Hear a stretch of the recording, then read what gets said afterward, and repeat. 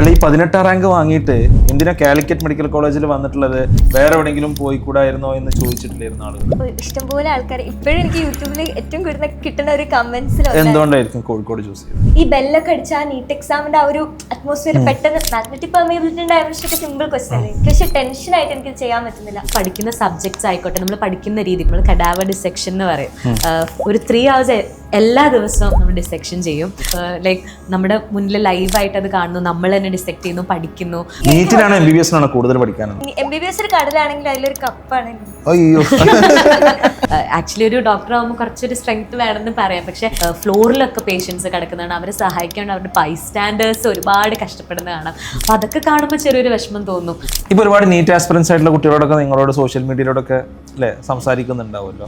അവരുടെ ഒരു major challenges, അതിനൊക്കെ എന്തൊക്കെ അഡ്വൈസ് നിങ്ങൾ കൊടുക്കാറുള്ളത്? കാരണം ഇതൊരു മേജർ ചാലഞ്ച് ആണല്ലോ ഇതൊക്കെ കുട്ടികൾ. നമ്മളിങ്ങനെ പറയും നെവർ റിപ്പീറ്റ് യുവർ മിസ്റ്റേക്സ്. അത് ലൈഫിലായാലും എക്സാമിലായാലും. നമ്മൾ വിചാരിക്കാത്തൊരു ആംഗിളിൽ പല കാര്യങ്ങൾ അവരിങ്ങനെ പറഞ്ഞുകൊണ്ടേയിരിക്കും. അവരുടെ നോളജ് അത്ര ഉണ്ടാവും. നമ്മൾ എക്സാമിൽ ഒരു തവണ വരുത്തിയ മിസ്റ്റേക്ക് പിന്നെ നമ്മൾ നീറ്റിൽ പോയിട്ട് അത് വരുത്തി കഴിഞ്ഞാൽ അത് നമ്മുടെ ഭാഗത്തെ തെറ്റാ. One word about NEET, very competent. ഒരു എക്സ്പീരിയൻസ് ആണ്. അപ്പൊ നമ്മളിങ്ങനെ കാത്തിരിക്കും ഫോൺ കിട്ടിയിട്ട് ഒന്ന് അമ്മേനെയും ഡാഡിനെയും വിളിക്കാൻ വേണ്ടിയിട്ട്. അത് വിളിച്ചു കഴിഞ്ഞാൽ അവരൊന്നിപ്പോ മാർക്ക് എനിക്കിപ്പോൾ അത് പറയുമ്പോൾ ഭയങ്കര ഇമോഷണൽ ആവും. കാരണം എക്സാമിന് പോകാൻ വേണ്ടി ഇങ്ങനെ റെഡിയായി നിൽക്കുന്ന സമയത്താണ് എക്സാം ക്യാൻസൽ ചെയ്തു. ഞാൻ സത്യം ലിറ്ററലി ഞാൻ എന്ത് ചെയ്തിട്ടുണ്ട്, ഞാൻ അന്ന് കരഞ്ഞിട്ടുണ്ട്. കാരണം അച്ഛൻ ഡോക്ടറാണ്, വൈഫ് ഡോക്ടറാണ്, സിസ്റ്റർ ഡോക്ടറാണ്. ഇങ്ങനെ ഒരു ഡോക്ടർ ഫാമിലിയുടെ ഇടയ്ക്ക് ഒരു എഞ്ചിനീയർ. എങ്ങനെയായിരുന്നു ഈ ഡോക്ടേഴ്സിന്റെ ഇടയ്ക്കുള്ളൊരു ജീവിതം? ഞാൻ എന്തുകൊണ്ട് സാറ് വേറൊരു അല്ല, അത് തുടങ്ങുന്ന സമയത്ത് ഫാദർ മാത്രമേ ഡോക്ടറായിട്ടുള്ളൂ. അങ്ങനെ ഡോക്ടേഴ്സിന്റെ ഇടയിൽ ജീവിക്കാൻ. ഈയിടെ സാറ് കണ്ടിട്ടുണ്ടാവും അറിയില്ല, 2 ഹൗസ് സർജൻസ് ഡ്യൂട്ടിയുടെ ഇടയ്ക്ക് പേഷ്യന്റ് ഇല്ലാത്തതിന്റെ തല ചായച്ച് കിടക്കുന്നതിന്റെ ഫോട്ടോ അപ്പൊ തന്നെ മീഡിയ എടുത്ത് പബ്ലിസൈസ് ചെയ്ത് അവർ പറയുന്നത് വർക്ക് ചെയ്യാതെ ഉറങ്ങുന്നുണ്ട്. എത്രത്തോളം വർക്ക് ചെയ്യുന്നുണ്ട്, അതിനുള്ള ശമ്പളം വിട്ടുകള. ഈ ഒരു മാനസിക പരിഗണന കാണുന്ന ആൾക്കാർ മനസ്സിലാക്കേണ്ട ഒരു കാര്യം എന്താണെന്ന് വെച്ചാൽ, ഈ ഡോക്ടേഴ്സിന്റെ വർക്ക് 24 hours വരെ ഡ്യൂട്ടി എടുത്ത് കഴിഞ്ഞാൽ, നിങ്ങളിപ്പോൾ ഒരു നീറ്റ് ആസ്പിറന്റ് ആയിട്ടുള്ള നീറ്റ് പ്രിപ്പറേഷൻ വളരെ തളർന്നിരിക്കുന്ന ഒരു കുട്ടി നിങ്ങളുടെ മുമ്പിൽ വന്നു എന്ന് വിചാരിക്കുക. 1 മിനിറ്റ് നിങ്ങൾക്ക് അവരോട് സംസാരിക്കാൻ അവസരമുണ്ട്. സ്വാതി എന്ത് പറയും, എവ്ലിൻ ആ കുട്ടിയോട് എന്ത് പറയും? എൻ്റെ ഒരു ചീത്തപ്പേര് മാറ്റാൻ വേണ്ടിയിട്ടാണ് ഞാൻ ഈ വീഡിയോ ചെയ്യുന്നത്. അതായത് എനിക്കുള്ളൊരു ചീത്തപ്പേര് എന്താണെന്ന് വെച്ചാൽ, ഞാൻ ഈ മെഡിക്കൽ ആസ്പിറൻസിനൊക്കെ വല്ലാതെ ഡീമോട്ടിവേറ്റ് ചെയ്യുന്നു എന്നുള്ള ഒരു ചീത്തപ്പേര് എനിക്ക് പൊതുവേ ഉണ്ട്. അപ്പോൾ ഇന്ന് നമ്മൾ നീറ്റ് ആസ്പിറൻസിനെ മോട്ടിവേറ്റ് ചെയ്യാൻ വേണ്ടിയിട്ട് 2 പുലികളായിട്ടുള്ള MBBS സ്റ്റുഡൻസ് നമ്മളിവിടെ കൊണ്ടുവന്ന് ഇരുത്തിയിരിക്കുകയാണ്. ഒന്ന് സ്വാതി ചോല, അതേപോലെ തന്നെ എവ്ലിൻ മേരി ജോസഫ്. ഇപ്പോൾ 2 ആളുകളെയും നിങ്ങൾക്ക് സോഷ്യൽ മീഡിയയിലൂടെയൊക്കെ പരിചയം ഉണ്ടാവും. സ്വാതിയുടെ യൂട്യൂബ് ചാനലിൽ ആക്ച്വലി നീറ്റ് MBBS റിലേറ്റഡ് ആയിട്ടുള്ള ഒരുപാട് കോണ്ടന്റ് വരാറുണ്ട്. എവ്ലിൻ പിന്നെ ഒരുപാട് സ്ഥലത്ത് ഒരുപാട് കോണ്ടന്റ് ചെയ്യാറുണ്ട്. ആള് സിനിമയിലൊക്കെ അഭിനയിച്ചിട്ടുണ്ട്, റൈറ്റ്? അപ്പോൾ 2 ആളെയും സ്വാഗതം ചെയ്യാം. 2 ആളും എവിടെയാ പഠിക്കുന്നത്? കോഴിക്കോട് മെഡിക്കൽ കോളേജിലെ സ്റ്റുഡൻസ് ആണ്, റൈറ്റ്? അപ്പോൾ നമ്മൾ ഇന്ന് ഡിസ്കസ് ചെയ്യാൻ പോകുന്നത് ഒരു MBBS ലൈഫ് അല്ലേ, നിങ്ങൾ എങ്ങനെയാണ് ഇവിടെ എത്തിപ്പെട്ടത്, നിങ്ങളുടെ കോളേജ് എങ്ങനെയാണ്, അടിപൊളിയാണോ അല്ലേ എന്നുള്ള കുറച്ച് കാര്യങ്ങളൊക്കെ നമുക്ക് ഡിസ്കസ് ചെയ്യാൻ തോന്നുന്നു, റൈറ്റ്? അപ്പോൾ നമുക്ക് നിങ്ങളുടെ കോളേജ് ലൈഫിൽ നിന്ന് തുടങ്ങാം. എങ്ങനെയുണ്ട് കോഴിക്കോട് മെഡിക്കൽ കോളേജ്? എന്താണ് കോഴിക്കോട് മെഡിക്കൽ കോളേജിനെ കുറിച്ച് എന്താണ് പറയാനുള്ളത്? മേ ബി ഒരു നീറ്റ് ആസ്പിറന്റ് ആയിട്ടുള്ള ഒരാൾ എന്താണ് കേൾക്കേണ്ടത് കോഴിക്കോട് മെഡിക്കൽ കോളേജ്? എനിക്ക് തോന്നുന്നു നീറ്റ് ആസ്പിറൻസ് ആയിട്ടുള്ള ആൾക്കാർക്ക് one of the top priority അല്ലെങ്കിൽ ചോയ്സ് ആയിരിക്കും കോഴിക്കോട് മെഡിക്കൽ കോളേജ് എന്ന് പറഞ്ഞാൽ. അപ്പൊ എനിക്കും കോഴിക്കോട് മെഡിക്കൽ കോളേജ് ഒരു ടോപ്പ് പ്രയോറിറ്റി തന്നെയായിരുന്നു. നീറ്റ് പാസ്സായാൽ first option Kozhikode medical college ആണോ കൊടുത്ത്? കേരള റാങ്കിങ്ങില് first option Kozhikode medical college. ശരിയല്ല പറഞ്ഞത്. കേരളത്തില് നോക്കുകയാണെങ്കിൽ ഫസ്റ്റ് കോഴിക്കോട് തന്നെയായിരുന്നു. ആൻഡ് എക്സ്പെക്ട് ചെയ്ത പോലെ തന്നെ അടിപൊളിയാണ്. അക്കാഡമിക്സ് വൈസ് നോക്കുകയാണെങ്കിൽ നല്ല എക്സ്പോഷർ കിട്ടും, അത്രയും പേഷ്യന്റ് ലോഡ് ഉണ്ട്. പിന്നെ അല്ലാണ്ടുള്ള ഒരു കൾച്ചറൽ ആക്ടിവിറ്റീസ് ഒക്കെ ആണെങ്കിൽ ഭയങ്കര ഹാപ്പണിങ് ആയിട്ടുള്ള ഒരു കോളേജാണ്. ഒരുപാട് പ്രോഗ്രാംസും ബിയോണ്ട് അക്കാഡമിക്സ് എന്തൊക്കെയാ കോഴിക്കോട് മെഡിക്കൽ കോളേജിൽ? കുറേ കാര്യങ്ങളുണ്ട്. എപ്പോഴും പ്രോഗ്രാംസ് ഇങ്ങനെ നടന്നുകൊണ്ടിരിക്കുന്ന ഒരു കോളേജ്. ഇപ്പം കുറച്ച് മുന്നേ നമുക്ക് എലക്ഷൻ കഴിഞ്ഞുള്ളൂ, അതിന് മുന്നേ ഇപ്പൊ PG ഡേ, അതിന് മുന്നേ കോളേജ് ഡേ, ഇങ്ങനെ ഓരോ മാസവും എന്തെങ്കിലും ഹൈലൈറ്റ് ആയിട്ടുള്ള ഒരു. പിന്നെ അത് മാത്രമല്ല, ഇപ്പൊ നല്ലൊരു ഫ്രണ്ട് ഗ്രൂപ്പും കൂടി ആണെങ്കിൽ കോഴിക്കോട് പോലത്തെ ഒരു സ്ഥലത്ത് ടൗണിന്റെ തൊട്ടടുത്താണ് കോളേജ്. ഒരുപാട് സ്ഥലം എക്സ്പ്ലോർ ചെയ്യാനുണ്ട്, ഒരുപാട് ഫുഡ് കഴിക്കാൻ പറ്റും. ഇതൊക്കെ ഭയങ്കര ഒരു കാര്യമാണ്. കോഴിക്കോട് മെഡിക്കൽ കോളേജിൽ ഏറ്റവും ഇഷ്ടപ്പെട്ട ആ ഒരു കോർണർ അല്ലെങ്കിൽ സ്ഥലം ഏതാണ് 2 ആൾക്കും? ഗാർഡൻ. അങ്ങനെ ഇപ്പൊ ചോദിച്ചാ എല്ലാ സ്ഥലവും നല്ല രസമാണ്. ഞാൻ ഗാർഡൻ ഭയങ്കര ബ്യൂട്ടിഫുൾ ആയിട്ടുള്ള സ്ഥലമാണ്, നമുക്ക് ഒരുപാട് ഇന്ന് സംസാരിക്കാനൊക്കെ പറ്റും. പക്ഷെ ഇതറിയാം, നമ്മുടെ ഹോസ്റ്റലിലേക്ക് ഒരു സ്ഥലത്ത് ഇങ്ങനെ നടന്നു പോകാനും അല്ലെങ്കിൽ അവിടെ വെറുതെ വണ്ടി ഓടിച്ച് പോകാനൊക്കെ ഭയങ്കര ഇഷ്ടമാണ്. എവിടെ നമ്മുടെ ക്യാമ്പസിന്റെ ഉള്ളില് വളരെ നല്ല രസമുള്ള ഒരു നല്ല ബ്യൂട്ടിഫുൾ ക്യാമ്പസ് ആണ്. യെസ്. അപ്പോൾ നിങ്ങളുടെ ഒരു ജേണി എവിടുന്നാണ്, സ്വാതിയോട് ചോദിച്ചു തുടങ്ങാം, ഒരു ഡോക്ടർ ആവണമെന്നുള്ളൊരു ആഗ്രഹം വരുന്നത് എവിടുന്നാണ്? ഞാനൊരു 6th സ്റ്റാൻഡേർഡിൽ പഠിക്കുമ്പോഴാണ് ആദ്യമായിട്ട് കോഴിക്കോട് മെഡിക്കൽ കോളേജിൽ പോകുന്നത്. എന്ന് വെച്ചാൽ പെട്ടെന്ന് ഒരു ദിവസം സീരിയല് കണ്ടോണ്ടിരിക്കുക, അപ്പൊ പെട്ടെന്ന് ടാക്കിക്കാർഡിയും പിന്നെ ഒരു തലചുറ്റുന്ന കൂടി മെഡിക്കൽ ടേംസ് ഒന്നും ഉപയോഗിക്കരുത്, പെട്ടെന്ന് കൂടി പിന്നെ ചെറിയ തല ചുറ്റുന്നത് പോലെയായി. അപ്പൊ അടുത്തുള്ള ഹോസ്പിറ്റലിൽ പോയപ്പോ നൈറ്റാ ആംബുലൻസ് വിളിച്ച് കോഴിക്കോട് മെഡിക്കൽ കോളേജിൽ പോകണമെന്ന് തോന്നുന്നു. അപ്പൊ അന്നാണ് ഞാൻ ആദ്യമായിട്ട് മെഡിക്കൽ കോളേജിന്റെ പീഡിയാട്രിക് കാഷ്വാലിറ്റിയിൽ പോകുന്നത്. അപ്പോൾ അതിനുശേഷം അന്ന് ദ ഹോൾ നൈറ്റ് അവിടെ സ്പെൻഡ് ചെയ്യേണ്ടി വന്നു. പിന്നെ അതിനുശേഷം എക്കോ ടെസ്റ്റ് എടുക്കാൻ കാർഡിയോളജിസ്റ്റിനെ കാണിക്കാൻ, അതായത് ബേസിക്കലി എനിക്ക് പോയി മെഡിക്കൽ കോളേജിനോട് ഇഷ്ടം തോന്നി. അപ്പൊ ഇപ്പൊ ഞാനിങ്ങനെ അന്ന് ഞാൻ പോയ സൂപ്പർ സ്പെഷ്യാലിറ്റിന്റെ അന്നൊക്കെ നമ്മള് പുറത്തുള്ള ഒരാളാണല്ലോ, അപ്പൊ ഒരുപാട് സമയം വെയിറ്റ് ചെയ്തിട്ടാണ് ഡോക്ടേഴ്സിനൊക്കെ കാണിക്കേണ്ടത്. അതായത് രാവിലെ 5 മണിക്ക് വീട്ടിൽ നിന്ന് ഇറങ്ങിയ ഒരു 4-5 മണിക്കൂറൊക്കെ വെയിറ്റ് ചെയ്തിട്ടായിരിക്കും ഡോക്ടറിനെ കാണിക്കുക. ഇപ്പൊ നമ്മൾ സ്റ്റുഡൻസ് ആണ്, നമുക്ക് ഡയറക്റ്റ് പോയിട്ട് നമ്മളെ പഠിപ്പിക്കുന്ന ആൾക്കാരാണ് അവര്, ഇപ്പൊ ഡയറക്റ്റ് പോയിട്ട് കാണിക്കാൻ പറ്റൊരു കുറച്ചുകൂടെ പ്രിവിലേജ്ഡ് ആണ് ഇപ്പൊ. ഞാനിപ്പോ ഇങ്ങനെ ആലോചിക്കും, അന്നാണ് ആ ഒരു പോയിന്റിലാണ് എനിക്ക് ഡോക്ടർ ആവണമെന്നൊക്കെ ആഗ്രഹം തോന്നിയത്. പ്രോപ്പറായിട്ട് പഠിക്കാനൊക്കെ തുടങ്ങിയത് +2 കഴിഞ്ഞ് നീറ്റിന് റിപ്പീറ്റ് ചെയ്യാൻ വേണ്ടി. എന്താണ് എവ്ലിന് തോന്നുന്നത്? എനിക്ക് ആക്ച്വലി 2 റീസൺസ് ഉണ്ട്. ആദ്യത്തെ പറയുകയാണെങ്കിൽ എനിക്ക് ബയോളജി എന്ന് പറഞ്ഞ സബ്ജക്റ്റ് ഭയങ്കര ഇഷ്ടമായിരുന്നു. സാറിന്റെ മുന്നേ വെച്ച് എനിക്ക് മാത്സും ഫിസിക്സും തീരെ ഇഷ്ടമില്ലാത്ത ഒരാളായിരുന്നു. പക്ഷെ ബയോളജി എനിക്കിപ്പം സുവോളജി എസ്പെഷ്യലി നമ്മുടെ ഹ്യൂമൻ ബോഡീനെ കുറിച്ച് ഇങ്ങനെ പഠിക്കുമ്പോൾ എനിക്ക് ഭയങ്കര എപ്പോഴും ഒരു ഫാസിനേറ്റിംഗ് ആയിട്ട് തോന്നാറുണ്ട്. നമ്മൾ എങ്ങനെയാണ് ബോഡി വർക്ക് ചെയ്യുന്നത്, ബോഡിയിൽ എന്തൊക്കെയാണ് ഉള്ളത്, എന്തൊക്കെ സ്ട്രക്ചേഴ്സ് എല്ലാം നമുക്ക് അറിയാൻ പറ്റും. അപ്പോൾ എനിക്ക് എന്തായാലും ആ ഒരു സൈഡിലേക്ക്, ഒരു ബയോളജിക്കൽ സൈഡിലേക്ക് പോകണമെന്നുണ്ടായിരുന്നു. പിന്നെ അതുപോലെ തന്നെ എനിക്ക് ചെറുപ്പം തൊട്ടേ ഞാൻ കേൾക്കുന്ന ഒരുപാട് എൻ്റെ ഫാമിലിയിലായാലും ഒരുപാട് എക്സ്പീരിയൻസസ് കേട്ടിട്ടുണ്ട് ഡോക്ടേഴ്സ് റിലേറ്റഡ് ആയിട്ട്. ഞങ്ങളുടെ ഫാമിലിയിൽ അങ്ങനെ ഡോക്ടേഴ്സ് ഇല്ല എന്ന് വേണമെങ്കിൽ പറയാം. അപ്പോൾ ഒരുപാട് ഡോക്ടേഴ്സായിട്ട് ഹെൽപ്പ് ചെയ്യുന്നതും നല്ല നല്ല ഡോക്ടേഴ്സിൻ്റെ ഒരുപാട് എക്സ്പീരിയൻസസ് ഒക്കെ, ഇപ്പം ഗംഗാധരൻ ഡോക്ടറൊക്കെ ഉണ്ട്, ഓങ്കോളജിസ്റ്റ് ആണ്. അപ്പം സാറിൻ്റെ ഒക്കെ ഒരുപാട് ഈ എക്സ്പീരിയൻസസും പേഷ്യൻസിനെ ട്രീറ്റ് ചെയ്യുന്ന രീതിയൊക്കെ കണ്ടപ്പോൾ എനിക്കും അങ്ങനെ ഒന്ന് ആയാൽ. എങ്ങനെ അറിയുന്നത് ഈ ഡോക്ടേഴ്സിന്റെ അനുഭവങ്ങൾ വായിച്ചറിയുന്നത്? എൻ്റെ ഫാദർ, ഞാൻ ഡാഡു എന്നാണ് വിളിക്കുന്നത്, ഡാഡുവിൻ്റെ അച്ഛന് ക്യാൻസർ ആയിരുന്നു. അപ്പം ആള് ഇങ്ങനെ ഹോസ്പിറ്റലിൽ പോയ സമയത്ത് വളരെ ബാഡ് കണ്ടീഷനിലാണ് പോയത്. അപ്പോൾ അവിടെ ഉണ്ടായിരുന്ന ഡോക്ടേഴ്സിൻ്റെ കാര്യങ്ങൾ, അതുപോലെ ഞാൻ ഒരുപാട് ബുക്സും മൂവീസൊക്കെ വായിച്ച സമയത്ത് ആ സമയത്ത് ഒരുപാട് ഡോക്ടേഴ്സ് അല്ലെങ്കിൽ ഈ മെഡിക്കൽ റിലേറ്റഡ് കുറേ കാര്യങ്ങൾ വന്നപ്പോൾ ഞാനിങ്ങനെ എന്തൊരു യൂണിവേഴ്സ് സൈൻ പോലെ ഡോക്ടർ ഡോക്ടർ ആവാൻ ഒരു ആഗ്രഹം തോന്നിയാൽ പിന്നെ ഒബ്വിയസ്ലി അത് റിലേറ്റഡ് കുറേ കാര്യങ്ങൾ അത് നമ്മളിങ്ങനെ മനസ്സിൽ വന്നുകൊണ്ടിരിക്കും. റൈറ്റ്, അത് റിലേറ്റ് ചെയ്തുള്ള സംഭവങ്ങൾ ഉണ്ടാവുമ്പോൾ നമ്മളെ ഇൻഫ്ലുവൻസ് ചെയ്യും. ഉറപ്പായിട്ടും. യെസ്. അല്ല, ഈ 18ാം റാങ്ക് വാങ്ങിയിട്ട് എന്തിനാ കാലിക്കറ്റ് മെഡിക്കൽ കോളേജിൽ വന്നിട്ടുള്ളത്? വേറെ എവിടെയെങ്കിലും പോയി കൂടായിരുന്നോ എന്ന് ചോദിച്ചിട്ടില്ലായിരുന്നു ആളുകൾ? ഇഷ്ടംപോലെ ആൾക്കാർ. ഇപ്പോഴും എനിക്ക് യൂട്യൂബിൽ ഏറ്റവും കൂടുതൽ കിട്ടുന്ന ഒരു കമന്റ്സിൽ എന്തുകൊണ്ടായിരിക്കും കോഴിക്കോട് ചൂസ് ചെയ്തത്? എനിക്ക് എന്റെ ഓപ്ഷൻ എങ്ങനെയാണെന്ന് വെച്ചാൽ ഫസ്റ്റ് എനിക്ക് എയിംസ് ഡൽഹി, ദെൻ ജിപ്മർ പോണ്ടിച്ചേരി, പിന്നെ കോഴിക്കോട് മെഡിക്കൽ കോളേജ്.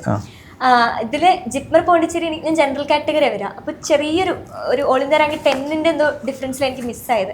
പിന്നെ ഭയങ്കര ഡൗട്ടായിരുന്നു എയിംസ് ഭോപ്പാൽ, അത് ഏതെങ്കിലും പെരിഫറൽ എയിംസ് എടുക്കണോ കാലിക്കറ്റ് എടുക്കണോ.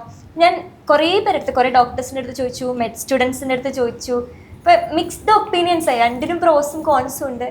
പിന്നെന്തോ എനിക്ക് നാട്ടിൽ നിൽക്കാൻ കുറച്ചുകൂടി ആ ഒരു സാധനം എന്നെ ഇവിടെ തന്നെ നിൽപ്പിക്കാൻ വേണ്ടി നാടിനോടുള്ള ഇഷ്ടം. അതെ, നാടിനോടുള്ള ഇഷ്ടം കൊണ്ട് നമ്മള് കോഴിക്കോട് മെഡിക്കൽ കോളേജിൽ പഠിക്കാൻ സ്വാതി ചൂസ് ചെയ്തു. എന്തായാലും ജിപ്മറിൽ അതെനിക്ക് ഭയങ്കര ഇപ്പോഴും ഞാൻ ഇടയ്ക്കൊരു റിഗ്രറ്റാ. എന്ന് വെച്ചാൽ ലാസ്റ്റ് മിനിറ്റില് ഞാൻ ഫിസിക്സിൽ ഒറ്റ ക്വസ്റ്റ്യൻ തെറ്റിച്ചത്. അതും തെറ്റിച്ച ക്വസ്റ്റ്യൻ മാഗ്നറ്റിക് പെർമിയബിലിറ്റിന്റെ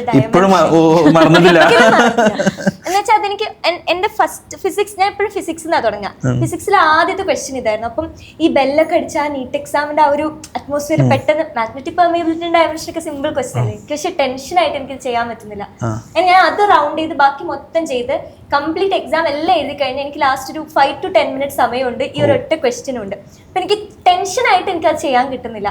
പിന്നെ എനിക്കൊരു സ്വഭാവമുണ്ട്, എനിക്കിങ്ങനെ എല്ലാം ബബിൾ ചെയ്യണം. എന്നിട്ട് ഉത്തരം കിട്ടാണ്ട് ഞാൻ വെറുതെ സ്കിപ്പ് പോയിട്ട് ഞാൻ വെറുതെ ഒന്ന് കറക്കി കുത്തി.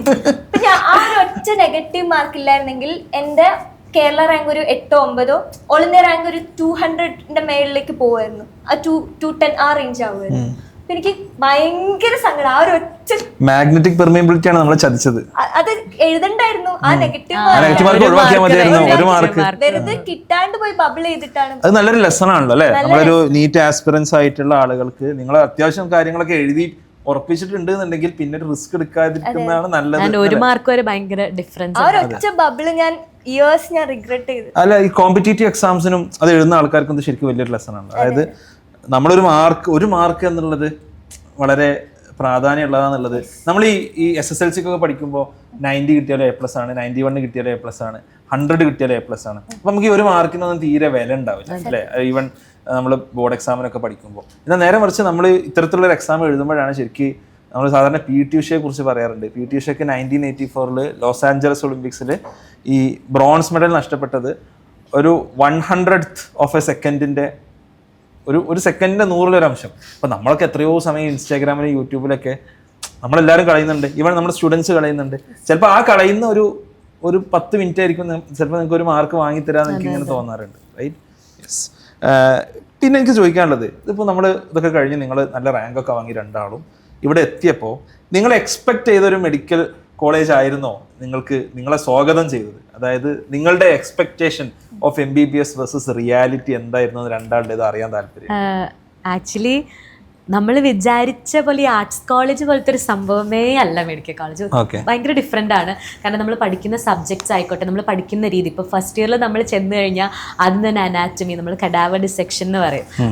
ഒരു 3 hours എല്ലാ ദിവസവും നമ്മൾ ഡിസെക്ഷൻ ചെയ്യും. അപ്പോൾ അതൊക്കെ നമുക്ക് ഭയങ്കര ഒരു പുതുമയായിരുന്നു. ലൈക്ക് നമ്മുടെ മുന്നിൽ ലൈവായിട്ട് അത് കാണുന്നു, നമ്മൾ തന്നെ ഡിസെക്ട് ചെയ്യുന്നു, പഠിക്കുന്നു, പിന്നെ സെക്കൻഡ് ഇയർ തൊട്ട് ക്ലിനിക്സിൽ പോകുന്നു. ഇതൊക്കെ ഒരിക്കലും വേറൊരു കോളേജിലുണ്ടെന്ന് തോന്നുന്നു. പിന്നെ അക്കാഡമിക്സ് മാറ്റി വെച്ചാൽ കോളേജ് ലൈഫ് നോക്കുകയാണെങ്കിൽ അടിപൊളിയാണ്. ഫ്രണ്ട്സ് ആയിക്കോട്ടെ, അല്ലെങ്കിൽ നമുക്ക് കിട്ടുന്ന എക്സ്പോഷർ, പ്രോഗ്രാംസിന് കിട്ടുന്ന എക്സ്പോഷർ, അല്ലെങ്കിൽ പുറത്തേക്ക് പോകാൻ പറ്റുന്ന ഒരു ഫ്രീഡം, എല്ലാം അടിപൊളിയാണ്. ലൈക്ക് എക്സ്പെക്ടേഷൻ വേഴ്സസ് റിയാലിറ്റി ഭയങ്കര രണ്ടും ഡിഫറെന്റ് ആയിരുന്നു. കാരണം ഞാൻ MBBS ലൈഫ് എങ്ങനെയാണെന്ന് എനിക്ക് വലിയ അവെയർ ആയിരുന്നില്ല. ഞാൻ എങ്ങനെയെങ്കിലും നീറ്റ് ക്രാക്ക് ചെയ്യണം, കോഴിക്കോട് അല്ലെങ്കിൽ മെഡിക്കൽ കോളേജ് അല്ലെങ്കിൽ ഏതെങ്കിലും മെഡ് സ്കൂളിൽ ജോയിൻ ചെയ്യണം. അപ്പൊ കയറി കഴിഞ്ഞപ്പോഴാണ് ഇത്രയ്ക്കും പഠിക്കാനുണ്ടല്ലേ, എക്സ്പെക്ട് ചെയ്തിട്ടില്ല.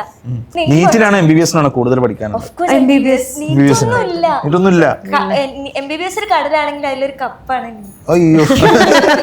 അങ്ങനെയാണ് നമുക്ക് ഭയങ്കര വെൽ ഡിഫൈൻഡ് ആയിട്ട് NCERT ഉള്ളില് അങ്ങനത്തെ ക്വസ്റ്റ്യൻസ്. ഭയങ്കര വാസ്റ്റ് സാധനല്ലേ. MBBS ഒരിക്കലും ഹാർഡാന്ന് പറയാൻ പറ്റില്ല. അതിന്റെ ആ ഒരു വാസ്റ്റ്നെസ് ആണ് അതിന് അത്രയും നമുക്ക് ഡിഫിക്കൽട്ട്. 19 സബ്ജക്ട് എന്താ പഠിക്കാൻ അല്ലേ? യെസ്. അപ്പോൾ അപ്പോൾ എങ്ങനെ സ്വാതി അതിനോട് അഡ്ജസ്റ്റഡ് ആയത്? അഡ്ജസ്റ്റഡ് ആയത് എനിക്ക് കുറച്ചുകൂടെ ഫിസിക്സും മാത്സ് ഒക്കെ ഭയങ്കര ഇഷ്ടമായിരുന്നു. അപ്പൊ എനിക്ക് പെട്ടെന്ന് ഇത്രയും, അതായത് ഇത് ഭയങ്കര വാസ്റ്റ് ആണ്. അപ്പൊ അത്രയും എമൗണ്ട് ഓഫ് ഈ സാധനം പഠിക്കാനുള്ളത് ഓപ്ഷൻ തെറ്റിപ്പോയി തോന്നിയിട്ടുണ്ട് എപ്പോഴെങ്കിലും? ഐ മീൻ MBBS വേണ്ടായിരുന്നു. ഫസ്റ്റ് ഇയർ തോന്നി. ഫസ്റ്റ് ഇയർ ഞാൻ വീട്ടിൽ പോയി കരച്ചിലൊക്കെ ആയിരുന്നു, എഞ്ചിനീയറിംഗ് എടുത്താൽ മതിയായിരുന്നു. പിന്നെ ഞാൻ എനിക്ക് എപ്പോഴും MBBSന്റെ അടുത്തൊരു ലവ് ഹേറ്റ് റിലേഷൻഷിപ്പ് ആട്ടോ. ഇടയ്ക്ക് എനിക്ക് ഭയങ്കര ഇഷ്ടം, ഞാൻ എടുത്തത് ഭയങ്കര ബെസ്റ്റ് ചോയ്സ് ആണ്. ഇടയ്ക്ക് ഞാൻ വിചാരിക്കും ഞാൻ വല്ല എഞ്ചിനീയറിംഗോ അക്കരെ പച്ചയാണോന്ന് എനിക്കറിയില്ല. ഈ ലവ് ഹേറ്റ് റിലേഷൻഷിപ്പ് എന്ന് പറഞ്ഞാൽ എങ്ങനെയാ? എപ്പോഴാണ് ലവ് ചെയ്യുന്നത്, എപ്പോഴാണ് ഹേറ്റ് ചെയ്യുന്നത്? അങ്ങനെ ചോദിച്ചാൽ മിക്കപ്പോഴും ക്ലിനിക്കൽ എക്സ്പോഷർ നല്ല കിട്ടുന്ന സമയങ്ങളിൽ, ഫോർ എക്സാമ്പിൾ എനിക്കിപ്പം ലേബറും പോസ്റ്റിങ്സ് ആയിരുന്നു കഴിഞ്ഞ ഒരു 3 weeks ആയിട്ട്. അപ്പം ഞങ്ങൾ ഡെലിവറി ഒക്കെ എടുത്തിട്ടുണ്ടായി. അല്ലെങ്കിൽ ഇപ്പം ഞങ്ങൾക്ക് ഇലക്ടീവ് പോസ്റ്റിങ്ങിൻ്റെ ഒക്കെ സമയത്ത് നമ്മൾ സർജറി ഒക്കെ അസിസ്റ്റ് ചെയ്യാൻ കയറും. അപ്പം നമ്മളെ കൊണ്ട് കുറേ പ്രൊസീജിയേഴ്സ് ചെയ്യിപ്പിക്കും. ഇപ്പം കാഷ്വാലിറ്റിയിലൊക്കെ പോയാൽ നമുക്ക് സ്യൂച്ചർ ചെയ്യാം. കുറേ കാര്യങ്ങൾ ക്ലിനിക്കലി നമ്മൾ ചെയ്യുന്ന സമയത്ത്, അതായത് ഒരു ഡോക്ടർ ചെയ്യുന്ന കാര്യങ്ങളൊക്കെ may be for the first time ചെയ്യുന്നത് കൊണ്ടായിരിക്കും ഭയങ്കര ഒരു എക്സൈറ്റ്മെന്റ് ആയിരിക്കും, ഭയങ്കര സന്തോഷമായിരിക്കും.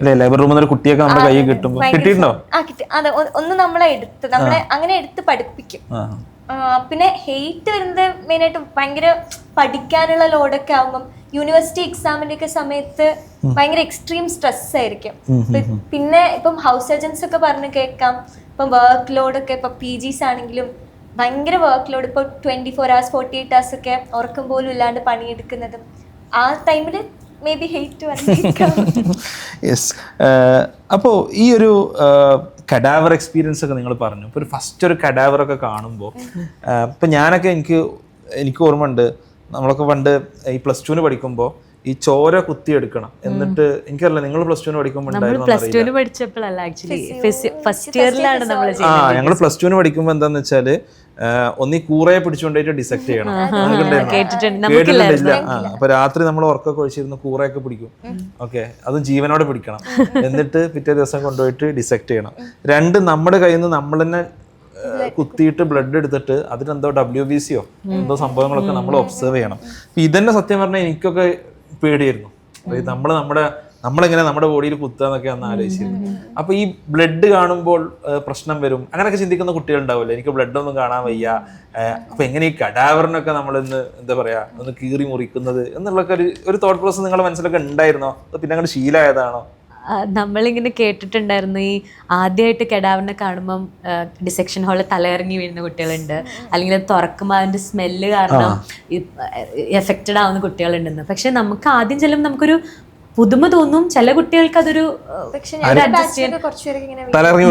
വീണോ നമ്മുടെ അങ്ങനെ